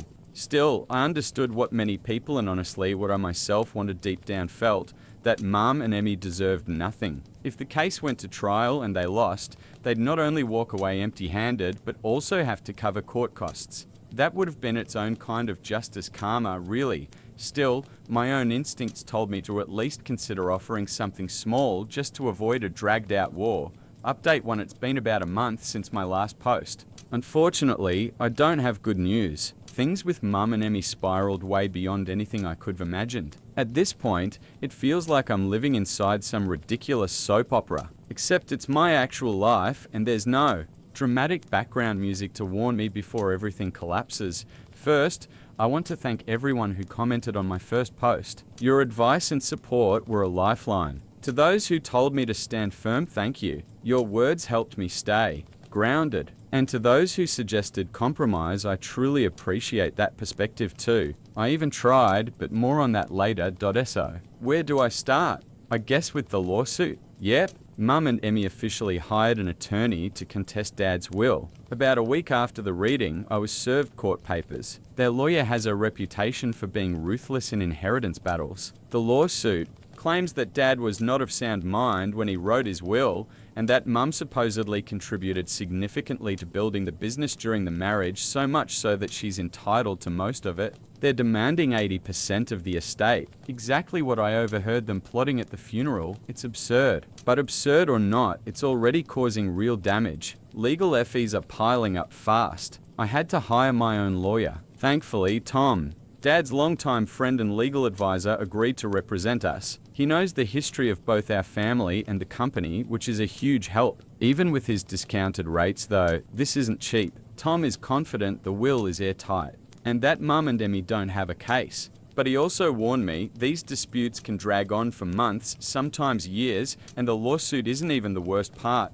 Mum and Emmy launched a smear campaign against me and Susan. They're spreading disgusting rumors telling people Susan manipulated Dad into rewriting the will, that I've been embezzling money from the company for years, and that we plan to sell the business and fire everyone. Total lies. But rumors travel fast. I've spent countless hours on the phone reassuring employees that their jobs are safe. Even some of our long-time customers started asking if they should take their business elsewhere. Last week, I overheard 2 new hires whispering in the break room, wondering if they should start job hunting in case mass layoffs happen. I had to call an emergency staff meeting to squash the gossip. It kills me that it's come to this, that I have to defend both myself and my father's memory to people who worked beside him for decades. The accusation of theft especially infuriates me. Dad was meticulous about the company's finances, and he drilled that same discipline into me. The thought that I would steal from the very business he poured his life into makes my blood boil. I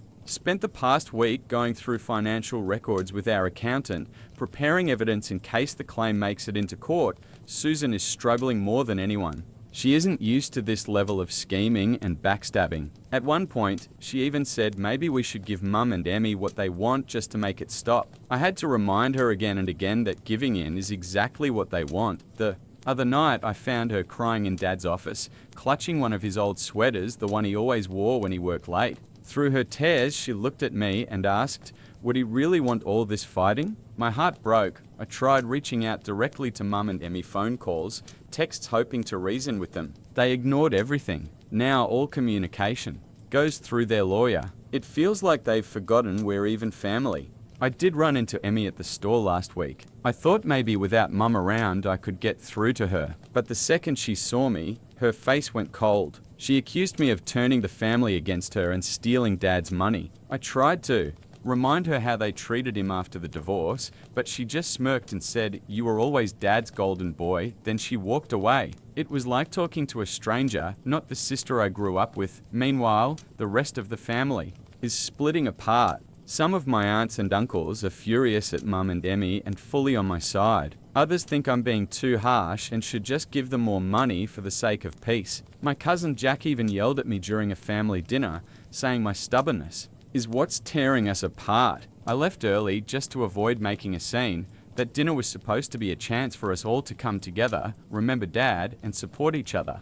Instead, it turned into a battlefield. My Aunt Sarah, Mum's sister, even threw little digs about how some people forget where they come from once they get a little money. This is my life now. A nightmare I can't wake up from. Update. #2 that dinner with the family ended in total chaos. My uncle Pietar, Dad's brother, fired back at my cousin Jack, saying some people never learn to value hard work. Jack started shouting, and from there everything just unraveled.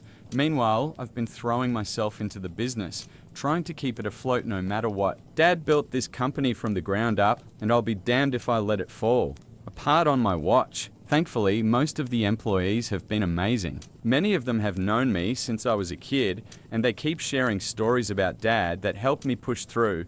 One moment that hit me especially hard, Jim the guy Dad once gave a second chance to. I mentioned him before came into my office the other day carrying a stack of old photographs. They were from years of company events, picnics, Christmas parties, store openings. And in every single picture, there was Dad, sleeves rolled up, working right alongside everyone else. Jim looked at me and said, "This is who your father was. This is what you're fighting for." I can't even put into words how much that meant, but the toll is real. I barely sleep. I've lost weight. Friends keep telling me I look awful. My schedule is nothing but lawyers, paperwork, and damage control. Sometimes I catch my reflection in the mirror and hardly recognize the exhausted, hollow-eyed man staring back. For a split second, I wonder if it's worth it. The worst part is the doubt. I keep asking myself, am I making the right choice? Would it be easier to just pay them off so this nightmare ends? But then I remember the look on Dad's face when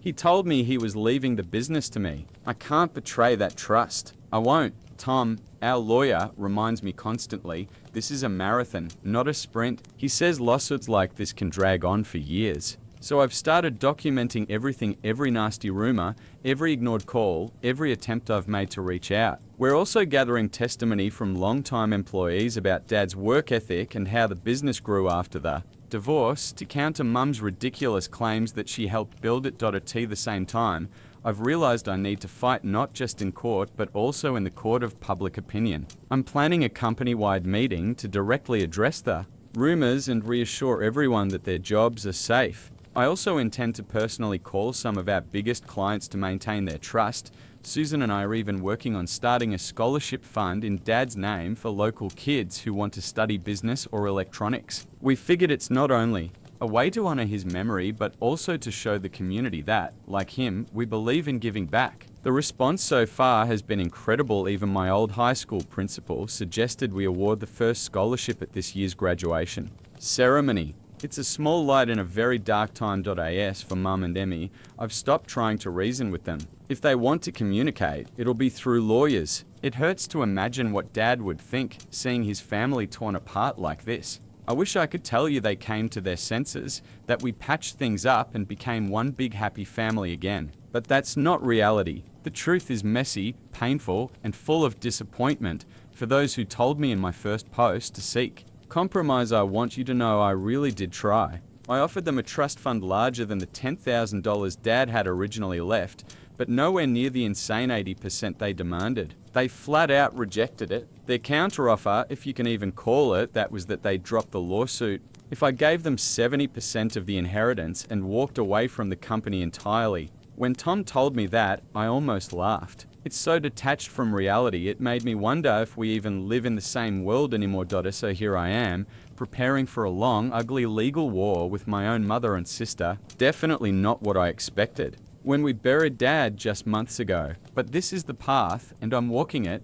What weighs on me the most is knowing that no matter how this ends, our family will never be the same. Even if by some miracle Mum and Emmy dropped everything tomorrow, too much has been said. Too many lines have been crossed. Trust is gone. Love. I don't even know if it was ever there from their side, but I'm not fighting alone. Susan has been my rock through all of this. She misses Dad, she hates the rumors, she feels the weight of the lawsuit, but she's still here, reminding me what we're fighting for whenever I start to doubt. And beyond her, I've got Dad's old friends, employees who feel more like family than blood ever did, and loyal clients reaching out to show support.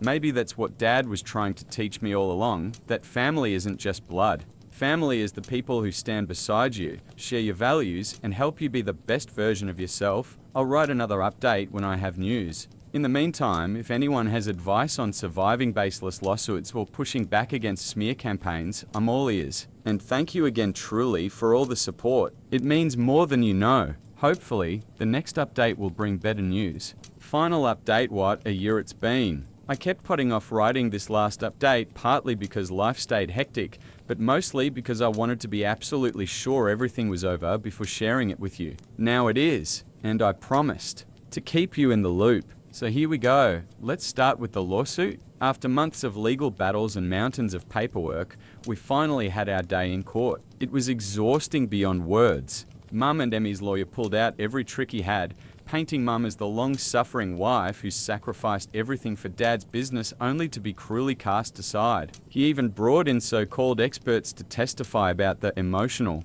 labor of a spouse being the foundation of a company's success. Theatrics were off the charts. He had Mum take the stand, telling stories about lonely nights while Dad was at the office conveniently leaving out her affair with his best friend. But Tom, our lawyer, was ready. He presented proof of Dad's endless hours of work, employee testimonies about how the company really grew after the divorce, and financial records showing Mum had already received a fair settlement back then. He also didn't let her gloss over the affair, One of the most powerful moments came from Jim, the same employee Dad gave a second chance to. He told the court how Dad believed in him when no one else would, and how he watched firsthand as Dad's determination built the business. By the time he finished, there wasn't a dry eye in the room except for Mum and Emmy, who sat stone-faced, like they'd swallowed something bitter, but the knockout blow came from something completely unexpected. Remember how Emmy had snooped around Dad's office after the funeral? Turns out she did find something Dad's old journal from the divorce years.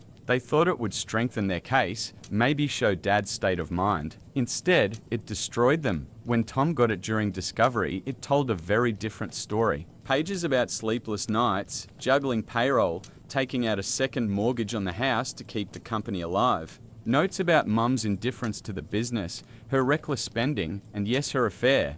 I'll never forget one entry Tom read aloud. Dad wrote about a night when everything was on the brink of collapse. He came home desperate to talk money, only to find Mum out partying, having spent hundreds on a new outfit. He described how alone he felt, how close he was to giving up. But then he wrote about quietly checking on me while I slept. And that moment gave him the strength to keep going. For my son, he wrote, I will build a legacy he can be proud of. Hearing those words in court nearly broke me. But they also reminded me why I was fighting. After that, things moved quickly. The judge ruled in our favor, threw out their case, and ordered Mum and Emmy to cover our legal fees. On paper, it was a total victory. But it didn't feel like joy, just relief, and a heavy sadness that it ever came to this, and that wasn't the end. Remember the smear campaign they'd been running? It backfired. Some of the nastier rumors, like embezzlement and claims that we planned to sell the company, were legally deemed defamatory. We didn't sue, but the threat alone forced them to issue a public retraction. Watching them admit they'd spread lies was surreal. They looked small, defeated, nothing like the bold, angry women who started all of this. Part of me pitted them, but mostly I was angry for everything they'd put us through. The fallout was massive. Relatives who once doubted me or even sided with them turned away once the truth came out. The business, though shaken at first by the negativity, ultimately grew stronger. Employees and clients saw our transparency, our willingness to stand and fight, and it built trust instead of eroding it. We held a company-wide meeting afterward, where I laid everything out honestly and shared our plans moving forward. I was nervous people had lost faith, but when I looked around, all I saw were supportive faces, and the scholarship fund we set up in Dad's name, it's already changed lives. We've helped a dozen local kids chase their college dreams. At the first ceremony, handing out those scholarships and telling Dad's story about his belief in hard work and giving back felt like the perfect way to honor him. On a personal level, this whole ordeal has changed me. I've learned how quickly people can turn against you, but I've also learned who truly stands by your side. I found family in Susan, in our loyal employees, in the friends who never wavered even in all of you, who listened, advised, and sent words of encouragement when I needed them most. As for Mum and Emmy, I haven't spoken to them since the verdict. Maybe I never will. That's a wound time alone won't fix. So here it is, the final chapter. Thank you for following me through this storm. Your support meant more than I can ever say. It's time to close this book and focus on building the future Dad dreamed about. This will be my last update. My wife and her best friend accused me of cheating and lost their minds when they found out I wasn't. I'm 31. My wife is 29. Last year, we had a baby. The birth was traumatic, and my wife developed postpartum depression. Originally, she planned to return to work after giving birth, but the challenges were so intense that we decided to wait until our daughter turned 1 and then reassess the situation. She attends weekly appointments with a psychiatrist. Since my wife stayed home full-time, I had to work more. We discussed this in advance before making the decision. A few weeks ago, my boss offered me a project that required a lot of overtime. It was a fantastic opportunity to earn extra money and advance my career. I talked it over with my wife, and she agreed that I should take it. For 4 weeks while I worked on the project, my mother-in-law and my wife's best friend, Jessie, helped with some of the responsibilities I usually handled. Jessie is a stay-at-home mum with a 4-year-old and a 2-year-old. She started coming over during the day to watch the kids alongside my wife. 3 weeks into the project, it became clear we'd need a few more weeks to finish. That evening, I came home and spoke to my wife about it. She said it was fine. Over the next few days, however, she became very cold. I didn't think much of it, as her mood swings over the past few months weren't unusual, and I tried not to take it personally. During the last week of the project, I came home one evening and saw Jessie still at our house. I greeted her and my wife, then went to check on our daughter. Before I reached her room, I overheard Jessie say something like, "He doesn't even stop to say hi to you, that's definitely a sign." I turned around and asked what she meant. My wife immediately started crying while Jessie accused me of cheating. Jessie said I must hate my wife because of her postpartum depression and that she wasn't attractive to me anymore since gaining weight after pregnancy. None of this was true. I've been doing my best to support my wife through her depression and take care of our family, and I think she looks beautiful as she is. She simply wasn't in the mood for intimacy, and I didn't pressure her. Then Jessie demanded to see my phone. I said no. She claimed that was proof I was guilty. I told my wife she could check my phone if she wanted. She nodded. Something inside me broke. It hurt that she believed I was having an affair and that she didn't trust me after everything we'd been through. She looked through my phone. There was nothing incriminating. Jessie then accused me of deleting evidence and started shouting, waking our daughter. I told her to leave the house. Eventually, she left and I went to calm our daughter while my wife sat on the couch crying. Once our daughter was asleep again, I sat next to my wife and tried talking to her. She admitted she'd been worried ever since I started working overtime. I reminded her we had discussed the project beforehand and she had agreed I should take it. She said it was suspicious that the project timeline had been extended. I explained that sometimes these things happen and showed her messages, emails, and payroll records proving the overtime. She apologized for doubting me and said she trusted me again. It was just that Jessie kept telling her these things were signs. I asked my wife why she trusted Jessie more than me and why she didn't come to me first with her concerns. She had no answer. A couple of weeks later, the project ended. I've reduced my workload a bit to spend more time with my wife and daughter, but I feel completely drained trying to accommodate her and anxious, because deep down I know she doesn't fully trust me. I wonder what will happen next time I take on a project or have a work assignment, or if I go on a business trip. Will this cycle of accusations happen again? I've tried bringing it up a few times, but my wife says it's not the right time. She's tired and sad. I try to respect her feelings, but I can't help wondering if there's room for my feelings in our family anymore.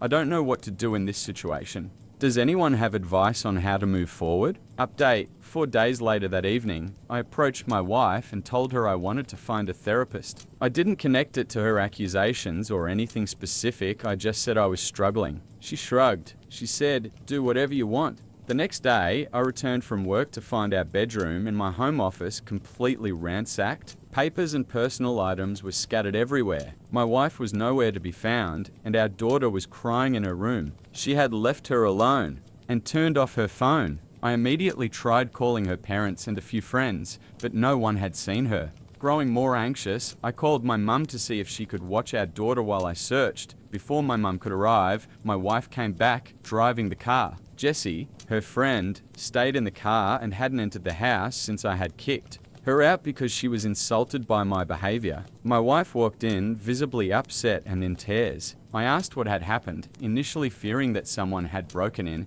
Instead, she started yelling at me, accusing me of cheating and claiming that my visits to a psychiatrist were a cover to see a mistress. I tried to calm her and insisted that none of it was true, but she attacked me and broke my nose. After realizing what she had done, she slumped onto the couch in a dazed state, staring blankly at the wall. I quickly went to my daughter's room and locked the door. I called my mum, who was already on her way, to explain the situation, and also reached out to my mother-in-law to ask her to come and look after my wife. I packed a bag for our daughter, and my mum and I left with her. My wife didn't even look up. We dropped our daughter off at my father's house and then went to the emergency room to treat my nose. In the process, I stained my mum's new Subaru with blood. For now, my daughter and I are staying with my parents, while my wife is with her parents. I am considering filing for a restraining order against Jessie. My wife and I are separating. I still love her, but I cannot live with someone who causes me harm and could potentially endanger our child. I am holding off on divorce, hoping she will receive the necessary treatment so we might repair our relationship. My in-laws mentioned that they are considering inpatient care at a local facility. I have also documented the entire chaotic incident in case it becomes relevant for custody proceedings. My heart aches because I know this isn't really my wife, it's her mental illness, but I have to protect myself, our daughter, and give my wife space to recover. I hope this is the right decision. Ultimately, I concluded that to safeguard my daughter, I must file a police report. I was heading to the station when, 3 days later, my wife died early Monday morning. She had become convinced by her friend Jessie that I was having an affair, which was entirely false. She lost her sanity. She was with her parents, who had planned to admit her to a hospital for treatment. On Sunday evening, she had come to my parents' house, demanding to take our daughter. She had left her alone for a few hours previously and had attacked me. I refused. I offered her supervised time with the child in the presence of both sets of parents, but she refused, upset, and eventually left. A few hours later, she crashed her parents' car into a tree and died. Jessie visited yesterday, crying to see me and our daughter. She claimed she planned to speak at my wife's funeral and that she had arranged it with my in-laws, but informed me out of courtesy. I told her she would not be allowed to speak. We argued and she left, saying that I wasn't the only person who loved my wife. I spoke with my in-laws, who insist that Jessie should be allowed to speak because she had known my wife since childhood, and they are close to her. I fear that giving in to their pressure could damage my relationship with them. At the same time, the thought of Jessie standing at my wife's funeral makes me physically sick. I don't think I could bear hearing her, knowing she had taken pleasure in my wife's mental decline and had left our daughter alone, yet I don't trust my own judgment right now. My mind is clouded, my parents are divided over what to do, and I don't have the energy to reach out to friends. So once again, I am asking, what should I do? Almost 7 years ago, my family cut me off completely and threw me out of the house. At the time, I was only 22, still working my first job, not financially stable enough to rent on my own. It all happened so suddenly that I had no time to prepare emotionally or financially. And the reason for all of it was my sister Hannah. Hannah and I were never especially close. She was quite a bit older than me. By the time she was 27, she married her boyfriend Pete. They stayed married for about 3 years before she filed for divorce, claiming Pete had been cheating on her with one of my friends. Back then, I was still living with my parents after college, saving money before moving out. Everything at home was fine until Hannah came back one night in tears, declaring she'd discovered Pete's betrayal. According to her, he had been having an affair for 6 months and somehow it was my fault. The reason? I had introduced Pete to my friend Emily. She had been struggling to gain weight, and since Pete was a certified nutritionist, he offered to help her out. That was it. Hannah twisted that into a story that Emily was the woman Pete cheated with. I was stunned. Emily and I weren't super close, but I knew her well enough to believe she would never get involved with a married man. And Pete, if anything, he always seemed hopelessly devoted to Hannah. He talked about her constantly, and not once in those 3 years did I see anything suspicious. But none of my doubts mattered. My parents instantly sided with Hannah. They didn't ask for evidence, didn't question anything, they just took her word for it.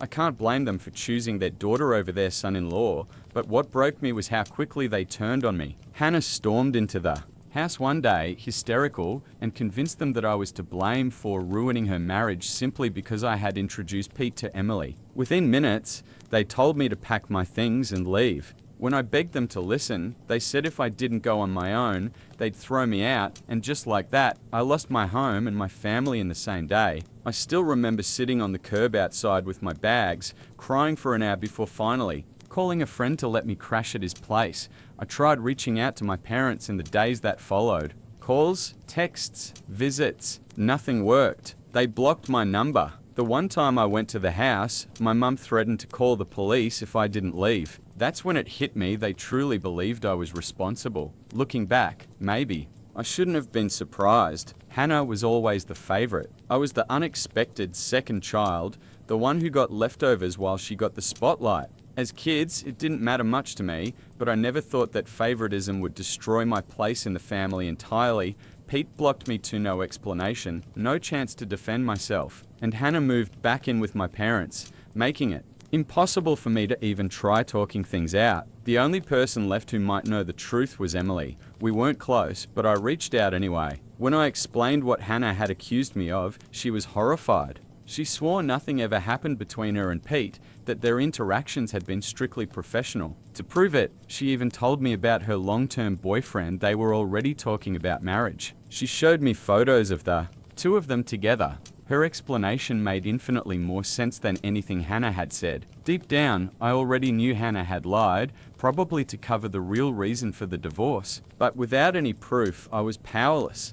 My family had made up their minds, and I was left alone. Back then, all I wanted was to reconnect with my family. Despite everything they had done to me, I still missed them terribly. But as time passed, I had no choice but to adapt. I found an apartment, poured myself into work, and tried to build a life. Bills had to be paid, and keeping myself busy was the only way I knew how to cope. It wasn't easy. The pain was overwhelming, but slowly I taught myself to move forward with or without their support. Years went by, and life began to change for the better. I moved out of that tiny apartment into something much nicer, built a stable career. And just last week, I proposed to the woman I've been dating for 2 years. She said yes, but the real turning point came shortly after my engagement. A few days after my fiancée Lisa posted our engagement photos on Instagram and cross-shared them to Facebook, I got an email. Not just any email, but the email that finally explained everything that had happened years ago,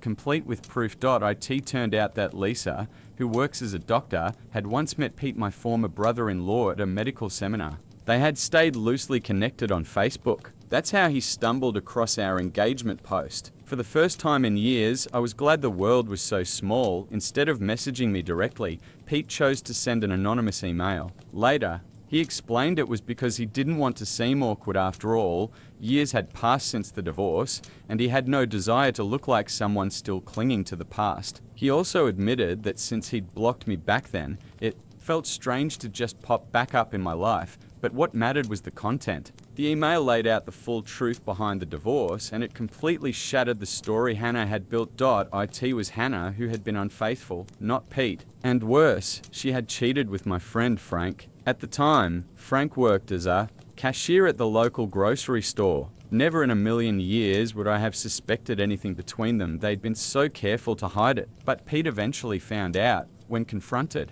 Hannah tried to twist the situation, telling Pete that it was my fault. She claimed I had introduced her to Frank, even encouraging their connection by mentioning his interest in music since she was a decent singer herself. From there, she said, things just happened. To cover her tracks, she even insisted I had helped them hide the affair all along, which was, of course, a blatant lie. Pete admitted he was furious when he found out. Instead of thinking clearly, he blocked everyone in my family, me included. Looking back, he knows it was the wrong move, but at the time, anger clouded everything. The email itself included screenshots of conversations between Hannah and Frank, messages where they openly confessed their love, joked about how easy it was to fool Pete, and arranged secret meetups. Hannah had even signed off using her rarely mentioned middle name, something only a few people knew. There was no denying it. Reading those messages was surreal. For the first time in years, I had undeniable proof. Hannah had lied about everything. I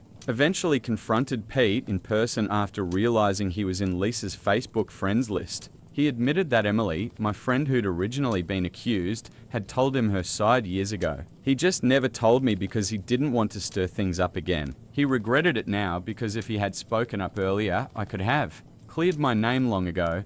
Still, he was willing to help me now. Pete and I agreed that Hannah's lies had destroyed enough lives, and neither of us wanted her manipulations to stand unchallenged any longer. The truth was clear. Hannah had weaponized her family's trust to protect herself, even if it meant sacrificing me. She dragged my name through the mud, convinced my parents to disown me, all to keep her own reputation intact while she pursued her affair, and for the first time in years, I had the evidence to finally set the record straight. I'm certain my sister never once tried to tell our parents the truth. Instead, she kept feeding them lies during the divorce, and they swallowed every word without hesitation. She knew that if our parents ever discovered she was the one who cheated, she'd be in serious trouble, and she just couldn't allow that. Well, now the truth is finally out, and I'm going to use it to destroy her life the same way she destroyed mine all those years ago. I wasn't sure if my parents were still living in the same house since I hadn't seen them in 7 years, but an old neighbor confirmed they never moved. Even better, Hannah still lived with them. That didn't surprise me at all. She was always lazy and hated responsibility. Living off aging parents while they did everything for her was exactly her style. 2 days ago, Pete and I showed up, unannounced. My mum opened the door and we pushed our way inside before she could react. My dad and Hannah were sitting in the living room, the happy family reunited, but only for a moment. Their faces twisted as soon as they saw us. My dad immediately started shouting, threatening to call the police if we didn't leave. I told him he could do whatever he wanted, but only after reading the documents we brought. My parents looked confused, while Hannah turned pale and bolted to her room. I figured she was trying to avoid the inevitable, but there was no escaping it. Pete pulled out the divorce papers and screenshots of Hannah's messages with Frank while I explained the real story.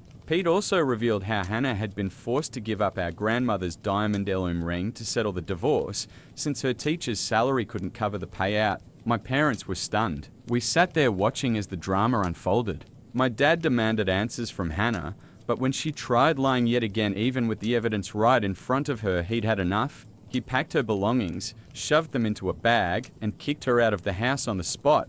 I didn't need to be told twice. Pete and I walked out together, leaving Hannah begging our parents to let her back in exactly the way I had once begged them years ago. It was the sweetest revenge. I felt nothing but satisfaction. A couple days later, Hannah showed up at my place, demanding I fix things with our parents. I don't even know how she found my address, but I told her point blank that I owed her nothing. She ruined my life, and I simply returned the favor. We were even now. Apparently, she has no pride left, because the moment I said that, she broke down sobbing, calling me a monster. I honestly didn't care. I put on my headphones, turned up the music, and let Lisa keep working peacefully in her office. Eventually, Hannah left, but not before scrawling a message on my door with a marker, reminding me that I'm a vengeful monster. To be honest, I don't feel bad about what I did. I don't think I'm the villain here. I didn't lie or scheme like she did. I just exposed the truth.so.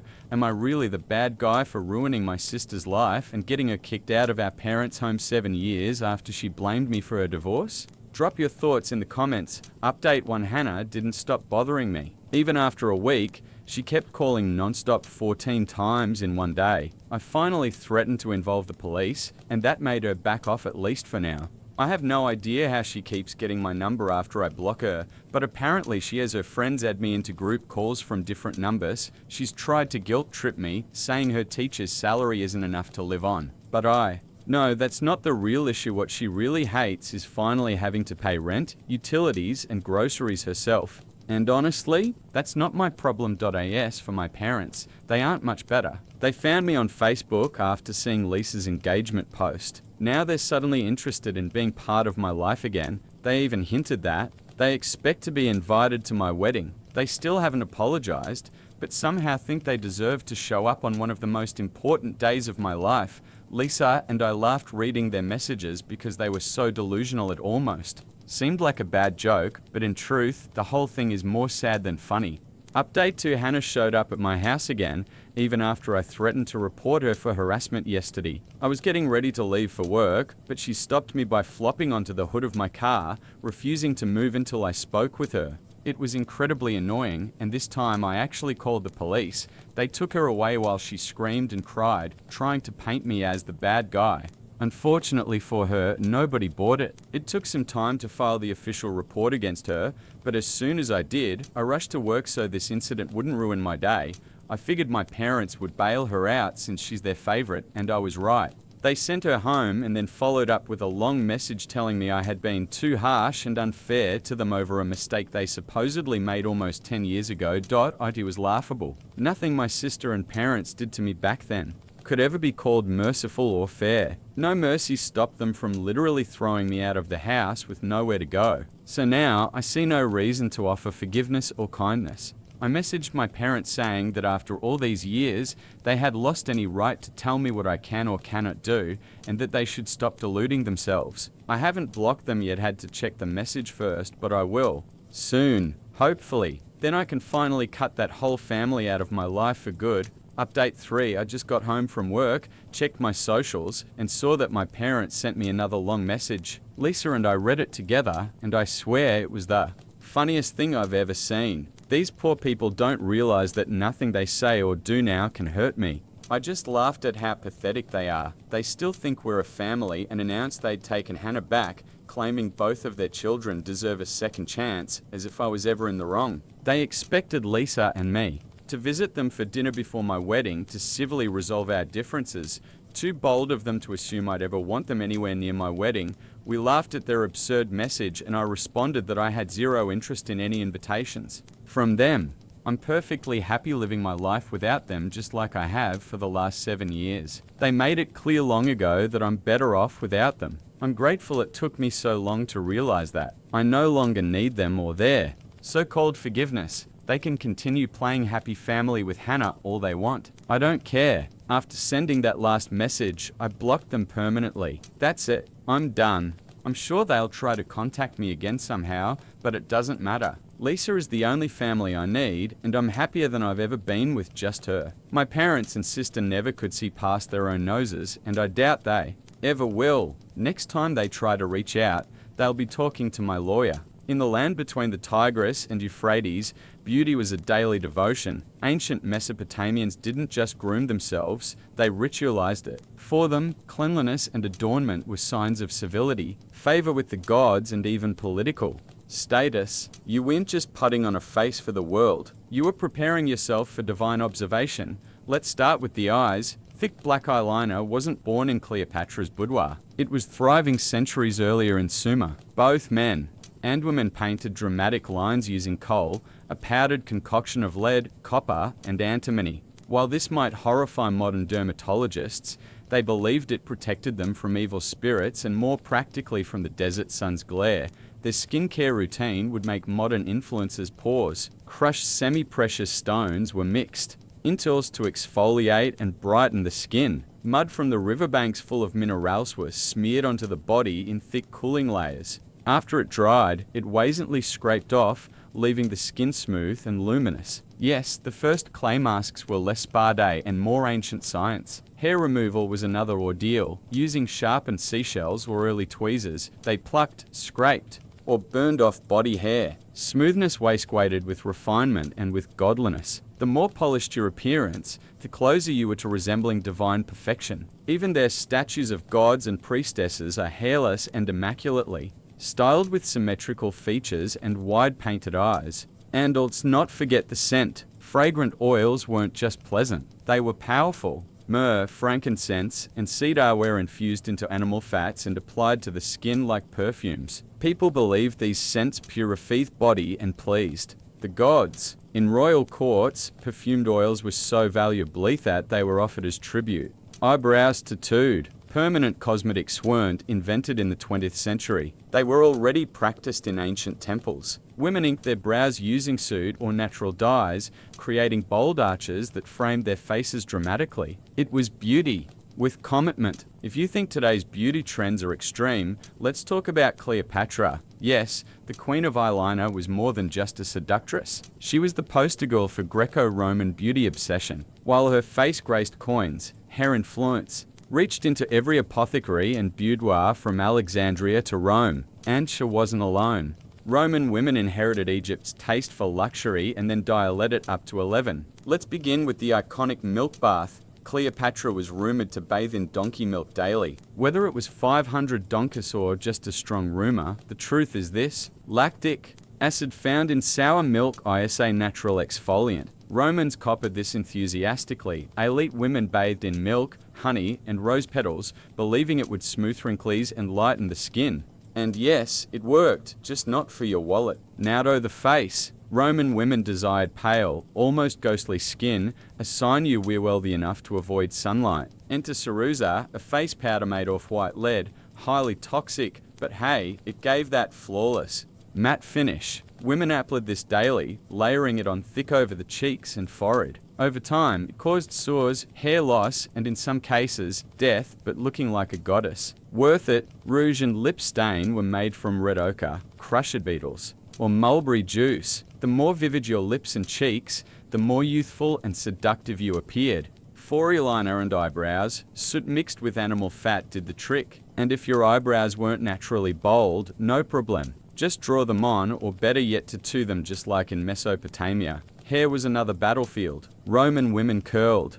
their hair into intricate styles using heated metal rods long before your grandmother's curling iron. They dyed it using herbs, ash, or event-fermented leeches. Yes, seriously, for that fashionable blonde look, wigs made from German slave hair were common among elite Roman women trying to show off their wealth and style. And perfume, an empire in itself. Romans were addicted to scent. Oils infused with saffron, cinnamon, and roses were rubbed into every crease of the body. That has smelled like botanical gardens dipped in musk. In ancient China, beauty wasn't flashy. It was philosophical. Where Rome chased glamour, the Chinese aesthetic prized balance, harmony, and a key. But don't mistake subtlety for simplicity. The beauty rituals of dynastic China were just as rigorous, deeply spiritual, and sometimes shockingly intense. Start with the skin. Chinese beauty standards revered a pale porcelainic complexion, not because they feared the sun, but because fair skin symbolized nobility and leisure.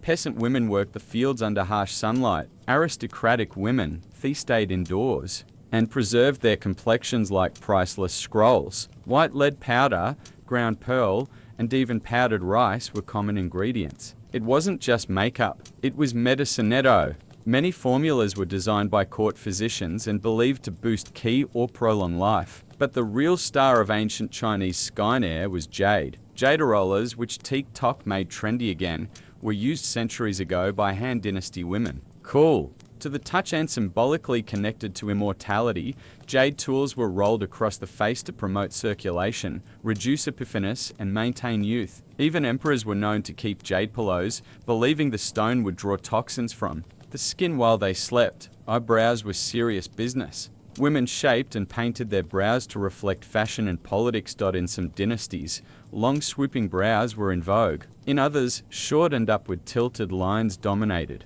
Ink made from burnt willow or charcoal was applied with brushes made from rabbit fur. Some trends even encouraged removing natural brows altogether and drawing them higher on the forehead, achieving a more heavenly appearance. Lips were tinted with a blend of cinnabar and animal fat, sometimes mixed with beeswax. Rouge made from safflower petals was dabbed on cheeks in small circles. And bawdy marks, they weren't accidental. Some women painted tiny black dots near hair, lips, or eyes, considered flirtatious symbols of charm and mystique. Hair care was a daily ritual. Women used fermented rice water and camellia oil to wash and nourish their hair, which they often grew down to their knees. Elaborate updo held in place with jade pins and golden combs weren't just about style. They were a declaration of status, elegance, and cultural refinement. To the ancient Chinese, beauty wasn't loud or lethal. It was meditative, disciplined, and symbolic. It was artful restraint paired with quiet power, written not in words, but in the soft glow of powdered faces, and the curve of a perfect brow. If ever there was a time when beauty killed, literally, it was the Renaissance. In the courts of Italy, England, and France, women weren't just enhancing their appearance. They were slowly poisoning themselves in pursuit of affection. The goal? A glowing alabaster white face with blood-red lips and high, delicate brows. The method, a chemical cocktail that would terrify a modern dermatologist. Let's start with the most infamous Venetian ceruse. This was a luxurious face paste made from white lead and vinegar. It gave a smooth bone-white finish, hiding blemishes and wrinkles. Queen Elizabeth. I wore it religiously. Under candlelight, it gave a luminous glow that made skin look porcelain. But the downside, skin corrosion, paralysis, tooth decay, and eventually death. It was the Renaissance equivalent of a slow drip time bomb. But wait, there's arsenic too. For women who wanted to brighten their complexion or lighten freckles, arsenic wafers were sold as miracle pills. Swallowing small doses supposedly gave the skin a translucent look. It also caused vomiting, kidney damage, and internal bleeding. But body waits for no one, not even your liver. Eyebrows were plucked into thin arches or removed entirely. A high. Rounded forehead was fashionable, so women's Semites shaved their hairlines an inch or two to create the illusion of a larger brain and therefore higher virtue. Balding was rebranded as high status. Cheek color came from crushed berries, kochel, bugs, or vermilion. Lips were painted with similar mixes. Some women used mercury-based red dyes, which added a seductive pop of color and irreversible nerve damage. Flushed cheeks were not just pretty, they indicated youth and vitality, something aristocrats cherished in an era of short lifespans. And the smell-cloying fragrances made from ambergris, musk, and civet were worn not just for allure, but to mask the unwashed reality beneath layers of toxic cosmetics. After all,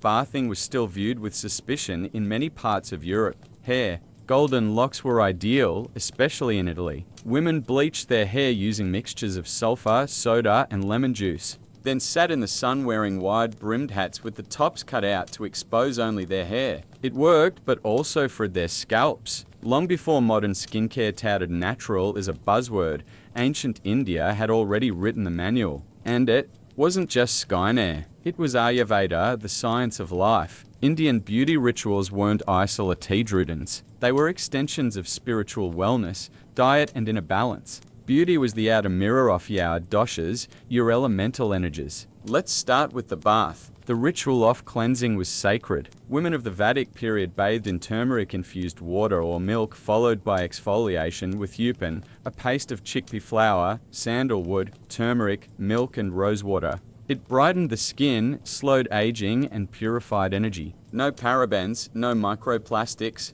just ingredients from the kitchen that doubled as sacred medicine. Hair was a crowning glory. Coconut oil, amla, Indian gooseberry, and hibiscus were infused into warm oils, massaged into the scalp to stimulate growth, calm the mind, and ward off premature graying. Thick, waistline hair wasn't just an aesthetic, it was a marker of vitality and femininity. Hair oiling sessions were communal, intimate, and meditative. Kajal, the black eyeliner still used across India today, had spiritual roots. Made from soot and ghee, it was believed to protect from the evil eye. Mothers would apply it not just to themselves, but to their babies as a shield against negative forces, but it also framed the eyes beautifully, giving them the depth of ancient potra fragrance. Entire cities like Kanaui became famous for distilling adhesars, perfumes made from flowers like jasmine, rose, and vetiver. These oils were rubbed onto the skin, used in hair, and even mixed into bath water. Their purpose wasn't just seduction, but spiritual clarity. Scents helped align the senses with thetavan. Lip and cheek tints came from beetroot, saffron, and crushed rose petals. And teeth cleaned with neem sticks and charcoal long before plastic toothbrush arrived. Even dental hygiene was a ritual timed with moon cycles and linked to doshic balance. Perhaps most unique was meandi henna, used to decorate hands and feet, especially during weddings. Henna wasn't just cosmetic. It cooled the body, lowered stress, and signified joy, fertility, and transformation. Every swirl in the design told a story. The ancient Greeks adored beauty, but not in the flashy, gilded sense of later empires. For them, beauty was moral. Physical perfection reflected a virtuous soul. A sculpted body or symmetrical face wasn't just attractive. It was a sign of inner harmony, intelligence, and divine favor. So, it's no surprise that grooming in classical Greece was practically a civic duty. Let's begin with the skin. Like the Romans, Greeks idolized pale complexions. A white face meant leisure and nobility. A tanned face meant you worked outside, which was for slaves and peasants. To achieve this ghostly ideal, Greek women used powders made from white lead, again, chalk, or crushed seashells. These powders weren't subtle. In fact, some women layered them so thickly that they cracked when they smiled. But hey, beauty is sacrifice. Red lips and cheeks came from mulberries, red iron oxide, Orevan wine dregs. The richer the red, the more desirable the look. However, application had to be light. Heavy makeup was frowned upon. A modest flush meant good health and chastity. 2. Much that was associated with prostitutesco as Achetia, who famously used richer rouge and elaborate cosmetics to entertain philosophers and statesmen alike. Hair care was no afterthought. Greek women prized long wavy hair, often styled in braids, buns, or knots, and held together with ivory or bronze pins. To lighten their hair,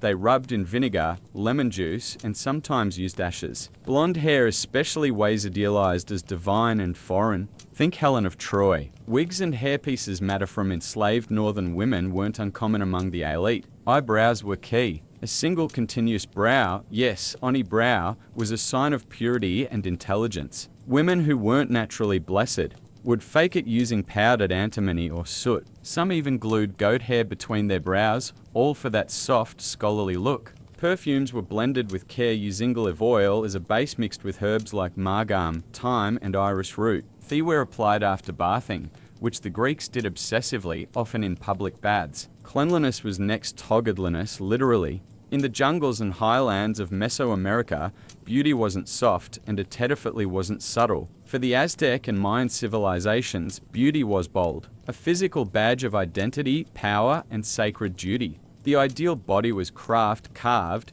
and sometimes painfully altered, all in service of the gods and societal status. Let's start with the most intense cranial modification. Among both the Mayans and Aztecs, shaping a baby's skull was seen as an enhancement. From infancy, wooden boards were gently but firmly bound to a child's head to elongate the skull into a sloped, almost cone-like shape. It was a sign of nobility, intelligence, and beauty. The longer and smoother the forehead, the higher your social standing. Next up, dental decoration. Forget whitening strips. Mayan elites embedded jade, turquoise, and even hematite into their teeth. Tiny holes were drilled with obsidian tools, and precious stones were glued in with natural resins. Their sparkle. When they smiled, literal. The pain tolerance astronomical. Filed teeth were also fashionable, shaped into sharp points or symmetrical patterns to mimic animal traits, suggesting strength or divine connection. Skin and face painting played a major role in daily life and ritual.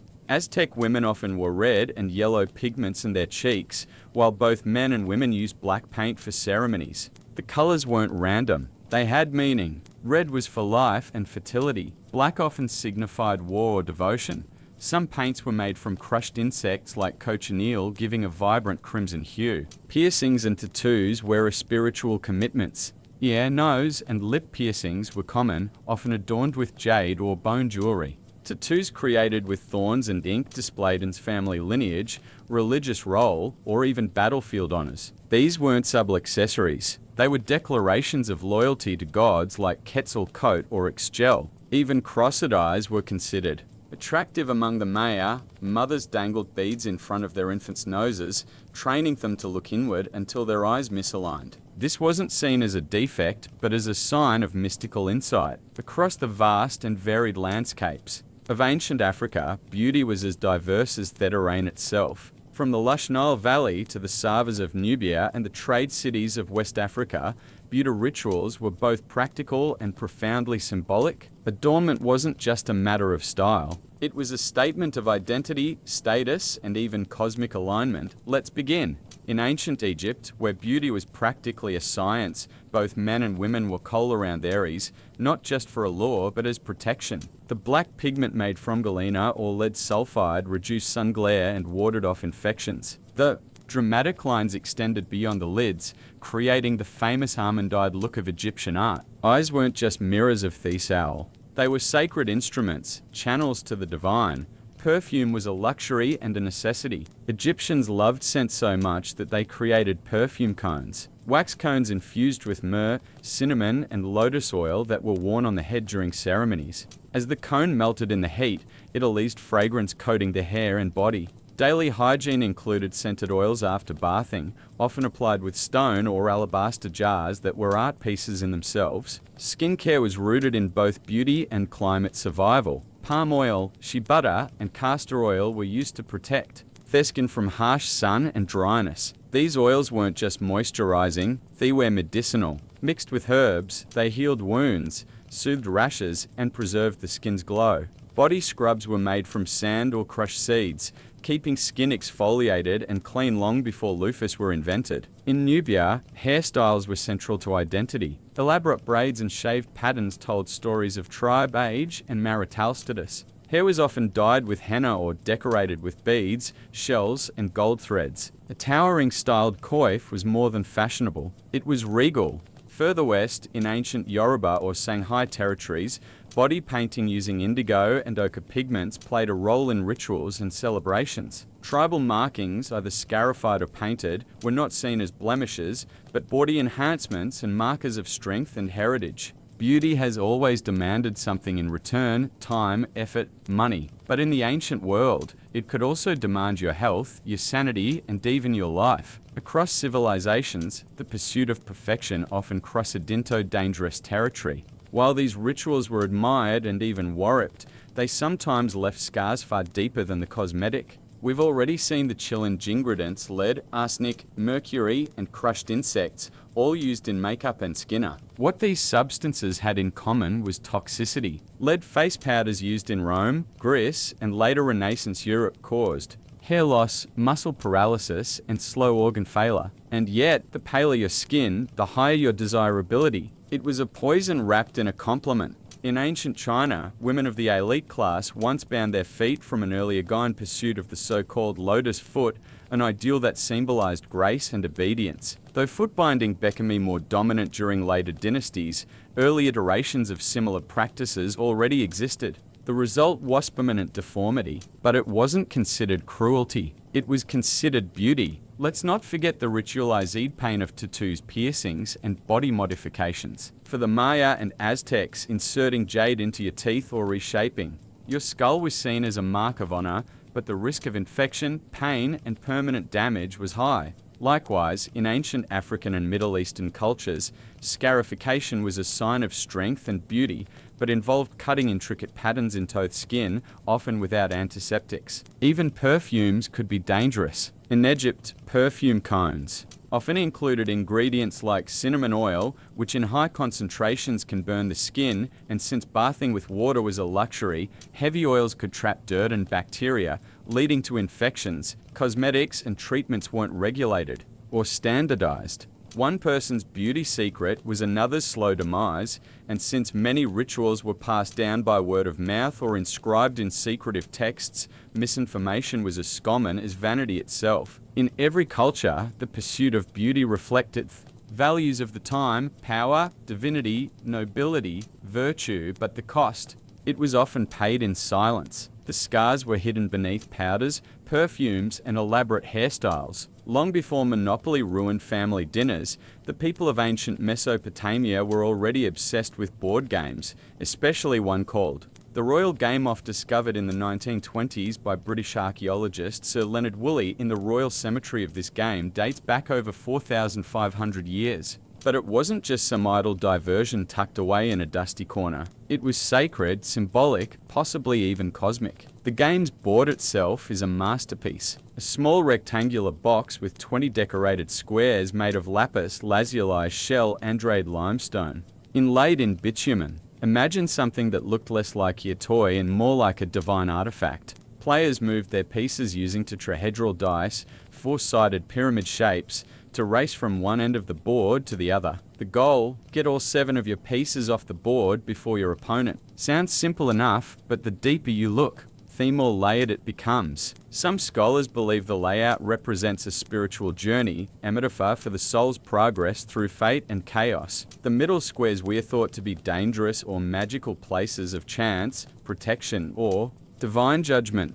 In this view, winning wasn't just about luck. It was about navigating the cosmos wisely, like threading a needle through the will of the gods. And speaking of gods, yes, they were involved. Clay tablets from later periods describe how people used the game for divination. Scribes would consult dice throws and interpret them as omens, using the game as a sort of oracle. Think of it as sentient tarot by way of competitive backgammon. The royal game wasn't just played in temples or palaces. Versions of it have been found as far away as India and Egypt, suggesting it spread along trade routes and captivated multiple cultures. It may have been the first truly international board game long before chess or checkers were even invented. For the ancient Sumerians, playing the royal game wasn't merely about killing time.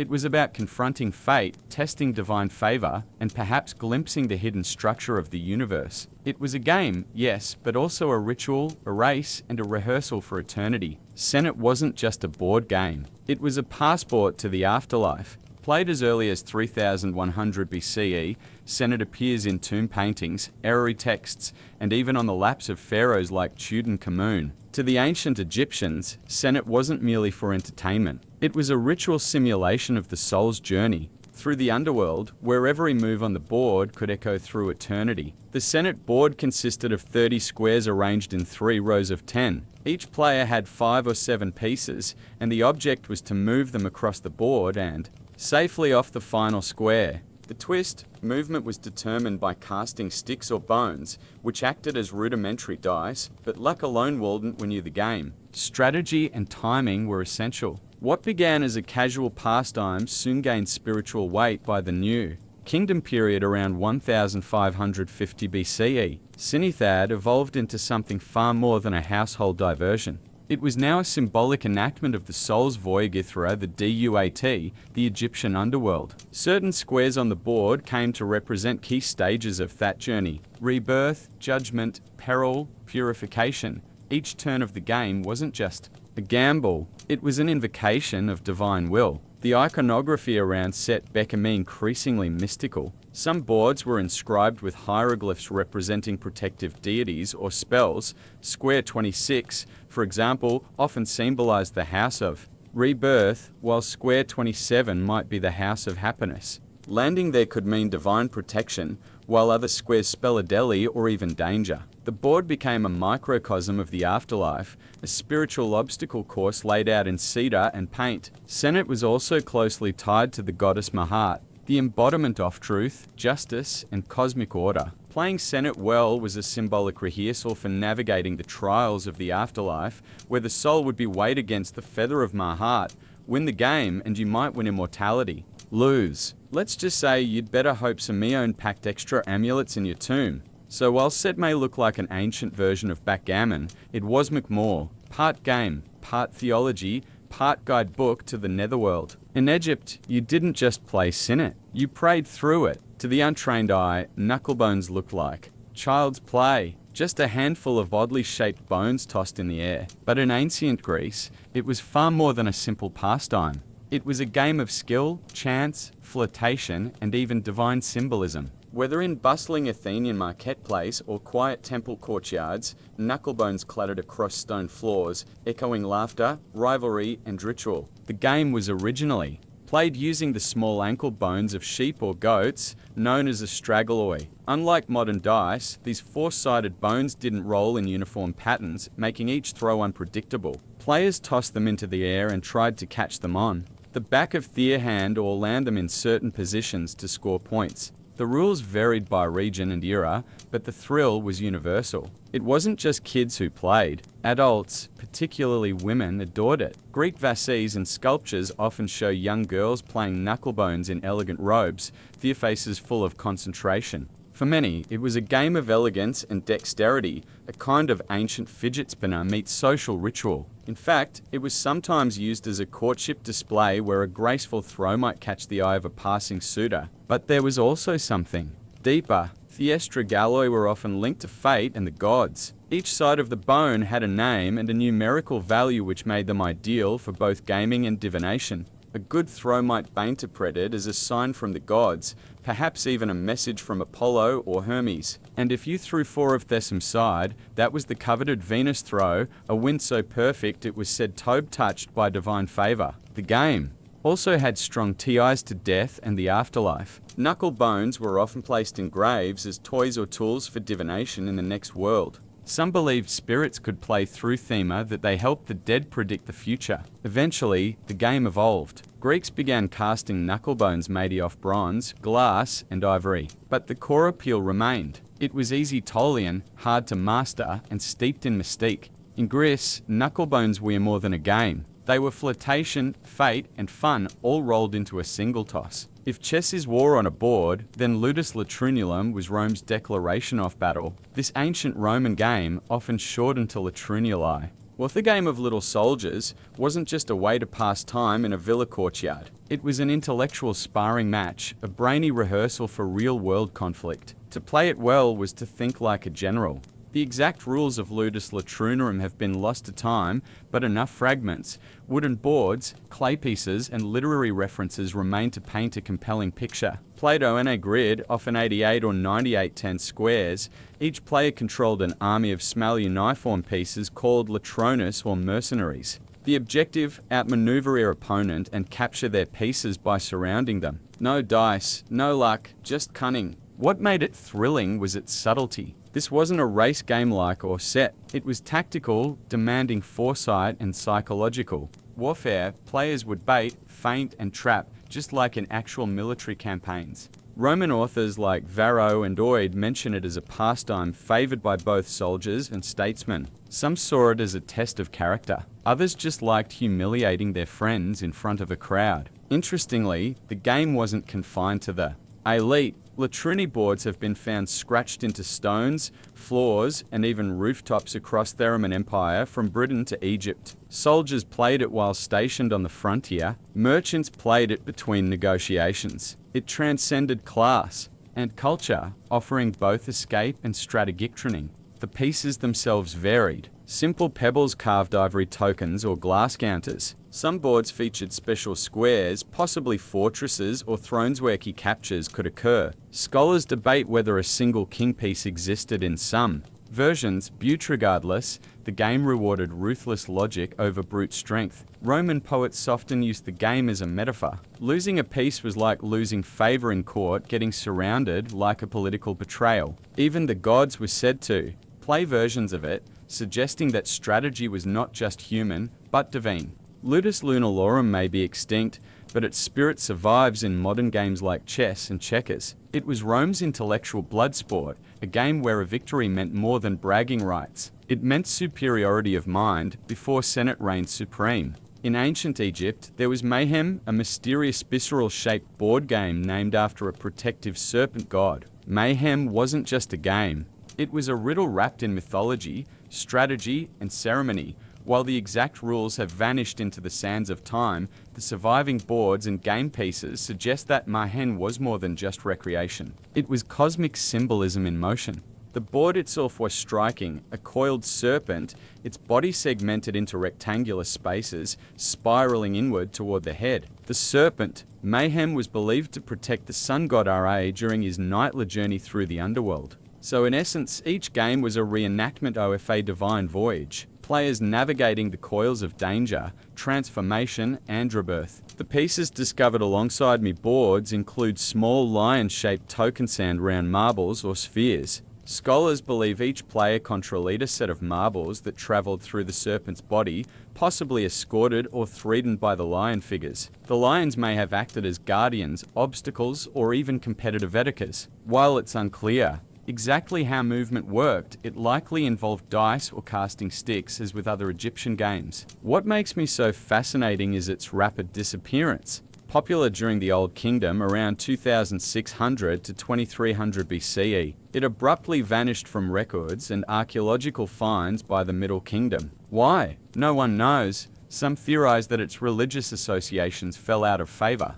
Others believe it was simply overshadowed Bisonate's growing role in Ruri rites. Either way, Mayhem became a relic, leaving behind only beautiful serpent-shaped boards and silent lion-headed pieces. Its presence outside Egypt is equally intriguing. Similar spiral boards have been found in Cyprus and the Levant, suggesting the game, or at least its imagery, travelled through trade or conquest. Did it retain its symbolic meaning in foreign lands, or was it stripped of myth and reduced to a puzzle? The evidence doesn't say, but the mystery only adds to Mayhem's allure. In the end, Mayan was more than a pastime.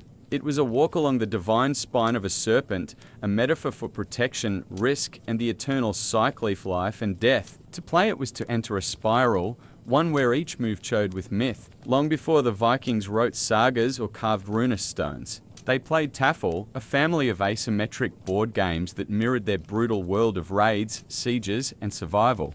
From frozen longhouses in Norway to trading ports in Ireland, Taffel games were spread across the Norse world, sharpening minds as much as swords. These were not gentle pastimes. Taffel was warfare distilladinto strategy, deception, and calculated risk. The most famous version is Hartafeloking's table played on a square grid that varied in size, most commonly 1-1-1 or Thranti 13. The asymmetry is the game's signature.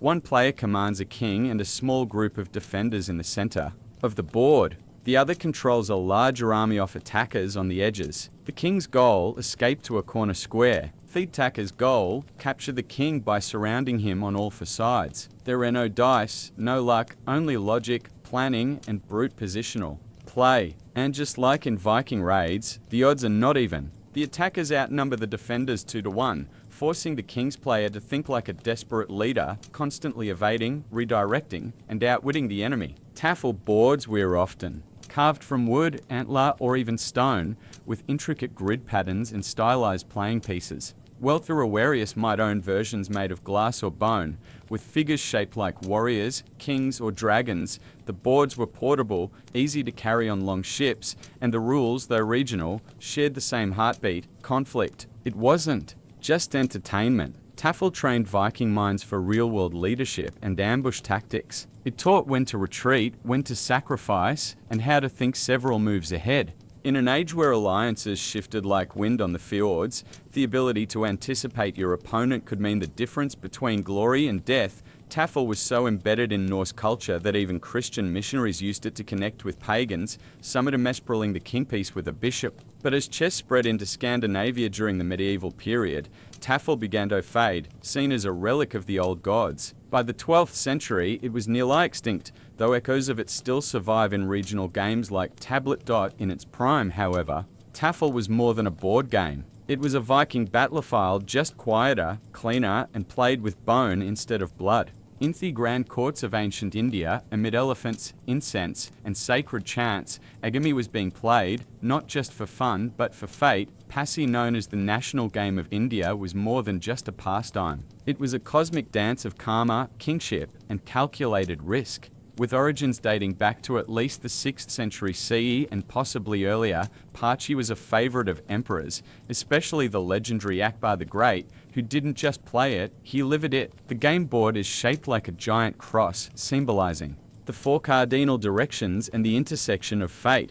Each arm of the cross forms a path of squares converging at a central square representing the throne or home. Players race their 4 pieces around the board, trying to return them all to the center before their opponents. The twist: movement is determined by throwing 6 or 7 carry shells, not dis. The number of shells landing open side up dictates the movement, so every turn blends chance, choice, and divine whim. But Pachi isn't just about movement, it's about capture. Land on an opponent's piece, and you send them back to the beginning. Timing, positioning, and bluffing are everything. A rash move can lead to disaster. A patient strategy can dominate the board. It's a game of nerves, much like the chess offer or the politics of court life. And yes, it was played in real life. Literally, Akbar famously built a massive courtyard version of the board at Fatapurik, where real people dressed in color-coded clothing acted as game pieces. He played from above, moving human tokens with royal authority.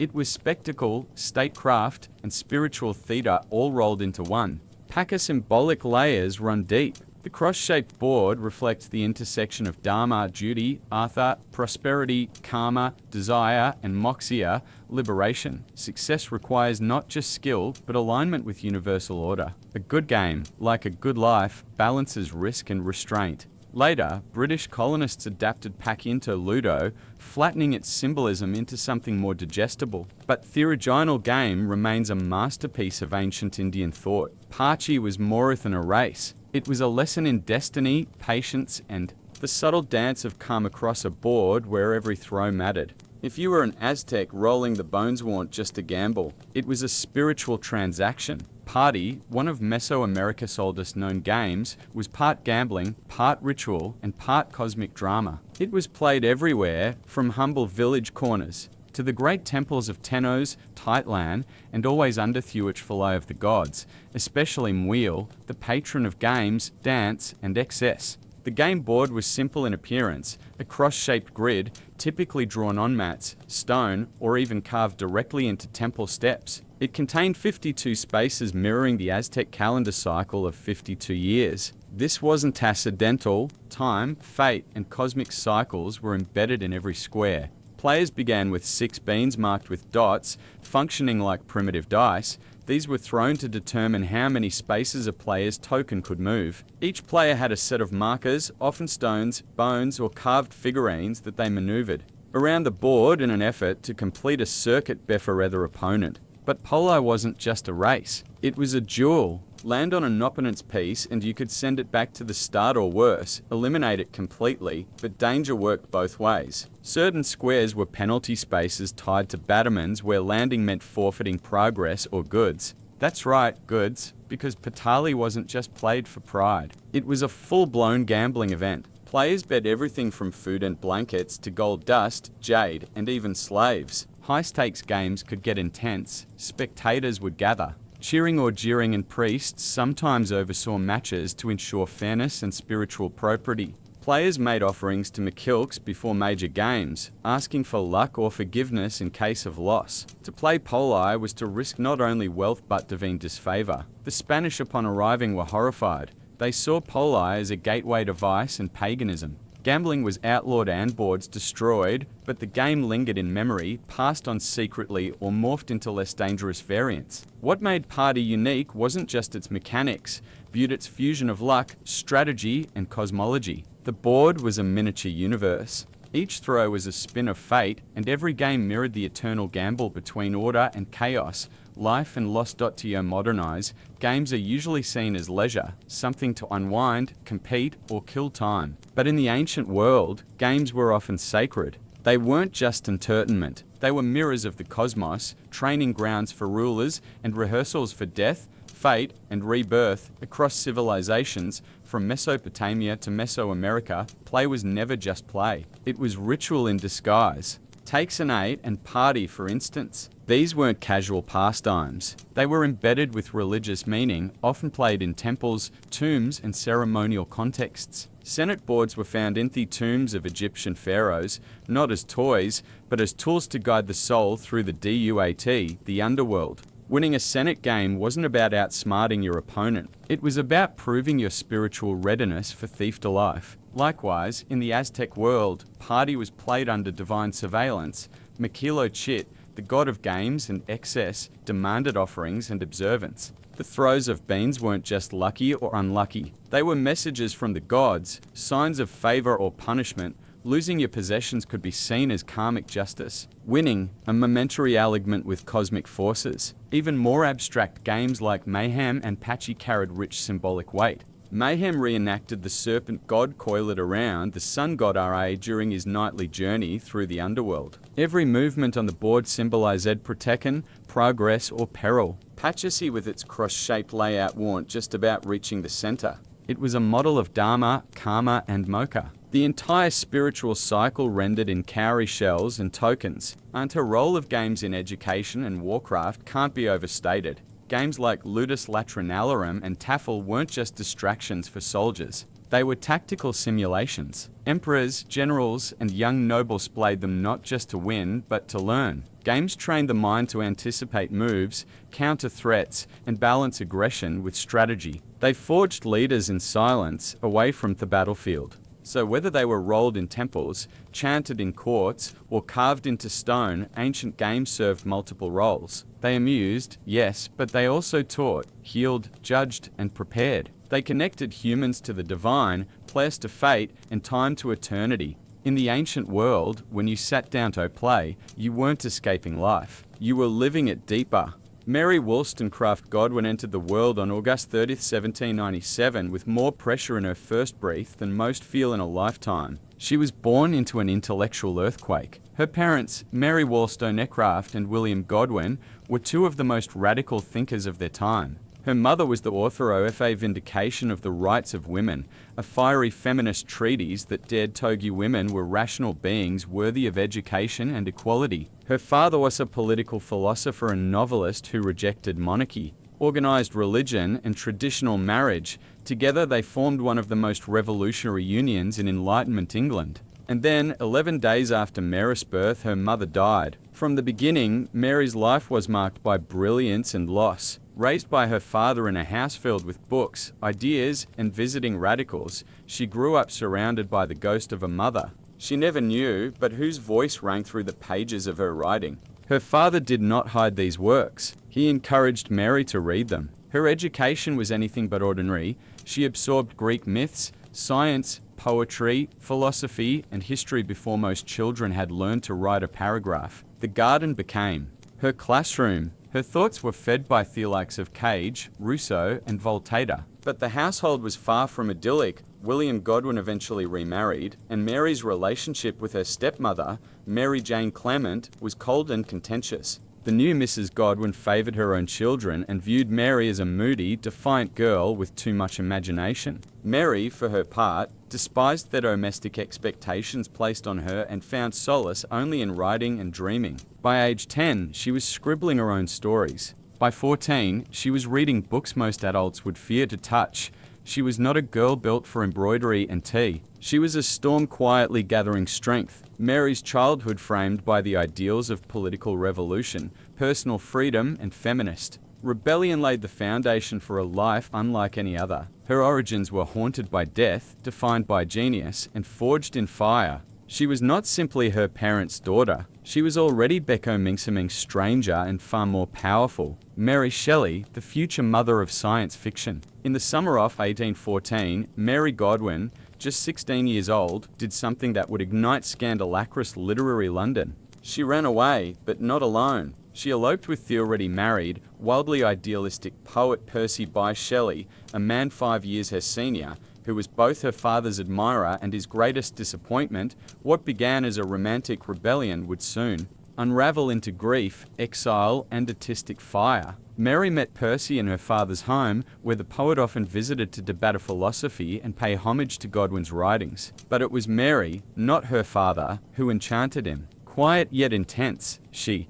shared Percy's fascination with liberty, science, and the supernatural. They read together by her mother's grave in St. Pancras churchyard, where she would often retreat to be near the woman she'd never known. It was there, between headstones and candlelit books, that their love story began. Their departure was abrupt and reckless. Mary Percy and Mary's stepsister, Claire Clairmont, left England and sailed across the Channel to France with barely a change of clothes and no clear plan. Percy abandoned his pregnant wife, Harriet, a decision that would haunt all of them. The trio wandered through revolutionary France and Switzerland on foot, writing in their journals by day and sleeping in flea-bitten inns by night. Their money ran out quickly, forcing them back to England in disgrace. What followed was a spiral of hardship. Percy's creditors hounded them. Mary's father, once the voice of free love, shunned her, and the children began toady. Mary gave birth to a daughter who died within weeks. Dreamed that my little baby came to life again, she wrote in her journal. Awake and find no baby. Grief had entered her bloodstream, and it never left. Yet through the turbulence, Mary's mind sharpened. She was reading voraciously Greek myths, alchemy, galvanism, scientific theories about reanimation. She was living in exile, a radical woman in a conservative world. Her relationship with Percy was both intoxicating and exhausting. He was brilliant, erratic, emotionally distant, yet passionately supportive of her writing. Mary Shelley had become an outcast, but she was no victim. Her life, already overflowing with rebellion and heartbreak, was laying the groundwork for something extraordinary. And in just a few short years, on the shores of Lake Geneva, lightning would strike. In the summer of 1816, Mary Godwin, now Mary Shel, found herself at the heart of one of literary history's most infamous vacations. She was in Switzerland, staying at the Villa Diodati by Lake Geneva with her lover Percy Shelley, her stepsister Claire Clairmont, the notorious Lord Byron, and Byron's physician John Polidori. The weather was miserable thanks to the eruption off Mount Tambora the year before. The skies were choked with ash. Crops failed. Temperatures dropped. It became known as the year without a summer. Trapped indoors, the group passed the time telling ghost stories and discussing science, poetry, and philosophy. One night, Byron proposed a challenge. Each person should write their own supernatural tale. A creative storm began to brew, one that would change literature forever. Mary was just 18. Byron and Shel were our iridescebreted poets. Polidori would go on to write The Vampire, a precursor to Dracula. But it was Mary, quiet and observant, who would shatter expectations. At first, she struggled to come up with an idea. Days passed. Then, during a conversation about galvanism, the use of electricity to reanimate dead tissue, something clicked. That night, Mary had a vision. In her words, I saw the pale student of unhallowed arts kneeling beside the thing he had put together. I saw the hideous phantasm of a man stretched out. She had dreamed of a scientist and the monster he brought to life. Thus was born Frankenstein, or the modern Prometheus. The novel wasn't just horror. It was a fusion of science, myth, and grief. Victor Frankenstein's obsession with creating life mirrored the AG's fascination with scientific progress. The creature, shunned and unloved, reflected Mary's own feelings of abandonment and otherness. Themes of parenthood, isolation, and guilt bled onto every page, drawn from her losses and the chaotic men around her. When Frankenstein was published in 1818, it was anonymous. Many assumed Percy had written it. He had penned the preface. He was the husband. He was the man. But truth couldn't stay hidden. The world would come to know Mary Shel not only as the wife of a poet, but as the mother of science fiction. In one summer, she had taken lightning, death, and her own sorrow and made a monster that would never die. After the birth of Frankenstein, Mary Shel's life didn't settle into literary triumph. Instead, it plunged deeper into sorrow. Death had always circled her, but in the years following 1818, it closed in relentlessly. Even as her creation began to walk in the public imagination, her own family began to vanish. Mary and Percy returned to England, where grief struck again. Their two young children, Clara and William, both died. Clara from dysentery in Italy, William from malaria shortly after. Mary was devastated. She had now lost 3 children in as many years. The pain was bottomless. She wrote, I am not now in a state to be comforted. She isolated herself, her mind darkened nightmares, and her health began to deteriorate. Yet amidst the sorrow, a glimmer of life emerged. In 1819, she gave birth to her only-serving child, Percy Florence Shelley.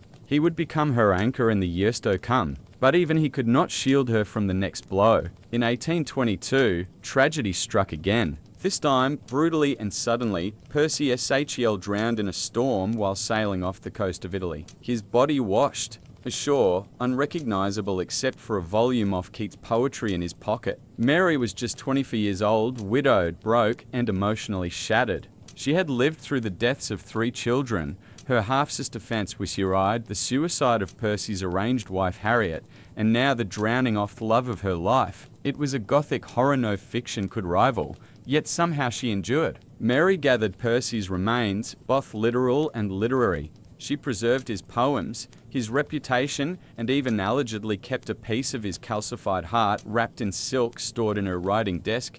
Grief was no longer just a companion. It was her constant muse, and through it all, she kept writing. Her pen became her lifeline. She composed Valperga, a historical novel, The Last Man, a post-apocalyptic vision of plague and desolation that eerily mirrored her own desolation. And she edited and published Shedpus's works, ensuring his legacy wouldn't drown with him.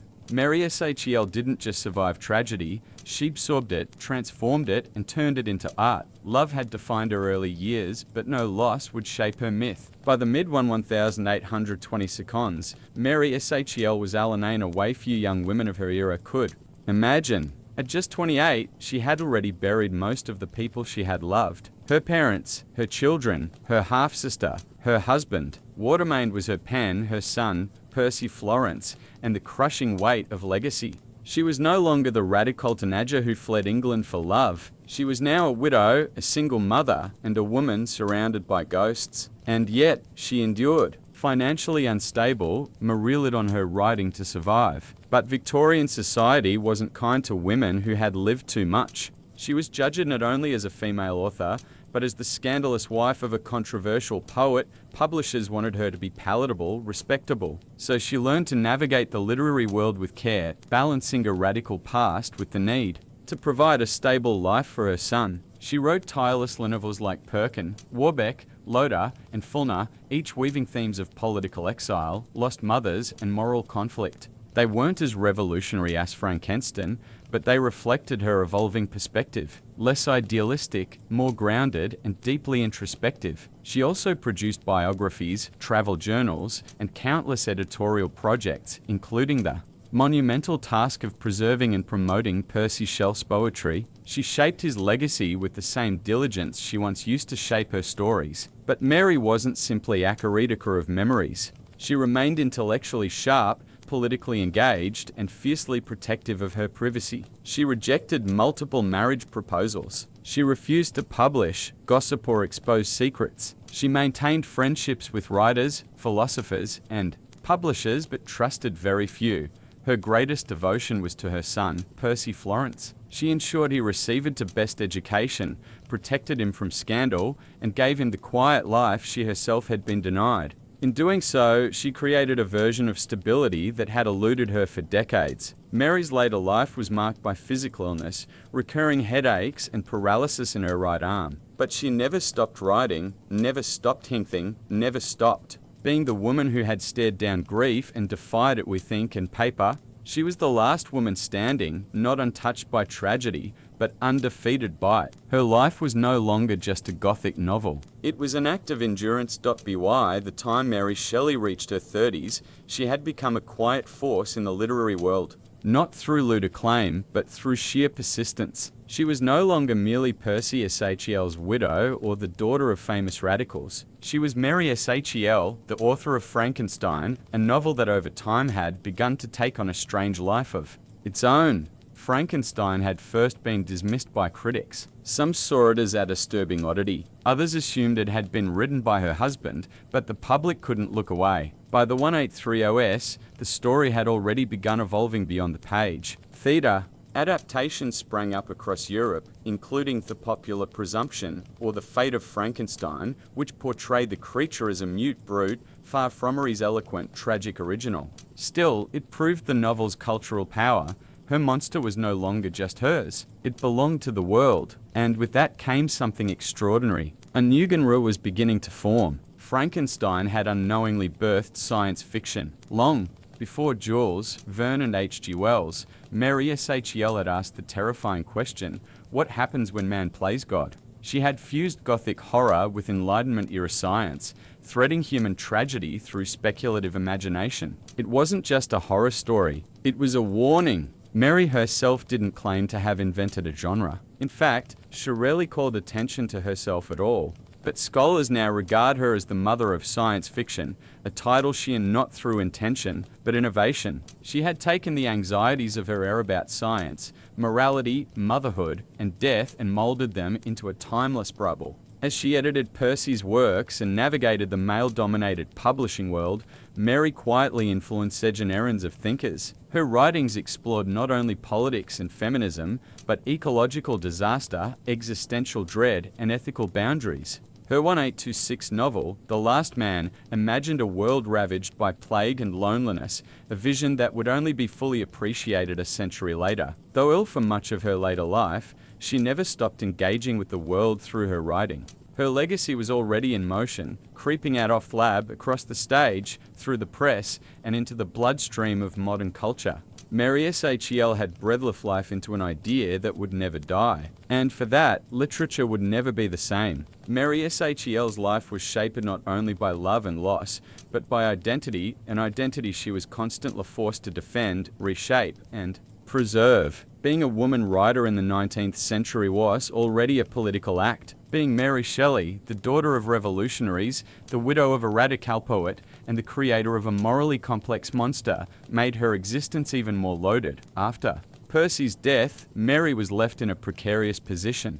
Though she had taken his surname through their marriage, her status as his literary executive and the guardian of his legacy was not guaranteed. His family, the aristocratic Shelleys, had never approved of Mary. They viewed her with suspicion, considered her dangerous, and offered her a meagre allowance on the condition that she stay out of their affairs. They allowed her to raise her son, but not to speak too freely. Mary played a long and careful game, shadowed the line between respectability and rebellion, crafting a public persona that was quiet, literary, and maternal while still protecting her radical lineage beneath the surface. When editing Percy's poetry and writing his memoirs, she subtly sanitized his atheism and revolutionary views, ensuring that his works could reach a wider, more conservative Victorian audience. Critics have debated this move for decades. Was it betrayal or strategy? Perhaps it was both. Mary understood the politics of reputation better than most, but while she worked to preserve Percy's legacy, she also fought for her own. Publishers wanted her to be silent, anonymous, or at best, the footnote to her husband's genius. Mary refused. She continued writing novels under her own name. In an era when women were still publishing under male pseudonyms, Mary Shel insisted on visibility. At the same time, she quietly inserted political themes into her fiction. In Low War and Fulner, she explored issues of male autonomy, flawed fatherhood, and the social limitations placed on women. In The Last Man, she imagined the collapse of civilization and the futility of empire, hardly subtle commentary. Mary Shel's pen was not just a creative tool. It was a weapon. Through fiction, biography, and quiet editorial work, she shaped not only the memory of a generation, but the framework of modern literature. As the Victorian era bloomed around her, Mary Shel entered her final decade with a quiet dignity shadowed by physical decline and emotional isolation.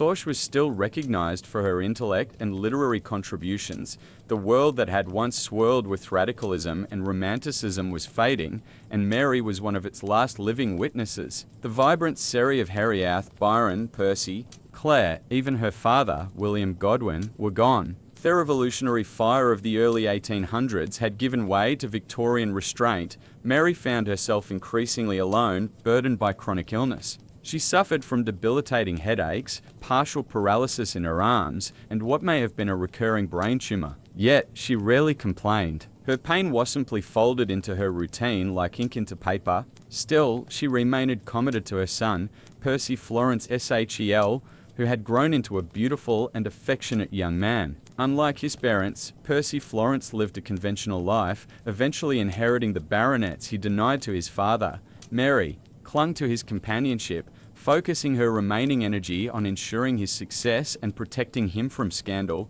especially the ghosts that still followed the Shelley name.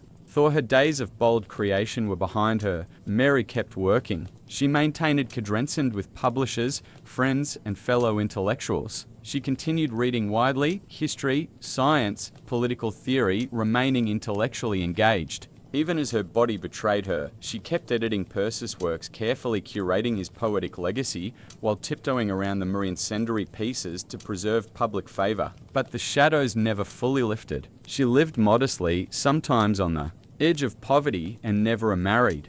Marriage to Mary was never about security. It had been about passion and shared ideals. No one else could fill the space Percy had occupied, nor would she allow them to try. In 1851, at the age of 53, Mary sheltered of what was likely a brain tumour. She passed quietly, surrounded by Herson and his wife. After her death, they found among her belongings locks of hair from her lost children and the rumoured piece of Percy Shel's heart wrapped in silk. Even in death, Mary Shel remained the keeper of memory, a woman shaped by loss, elevated by genius, and driven to write through every shadow. Mary Shel died in 1851, but her voice never went silent. In the decades that followed, her work, especially Frankenstein, grew beyond her wildest imagination. What began as a ghost story by a teenage runaway became one of the most influential novels in human history. Mary Shel wasn't just remembered. She was resurrected again and again.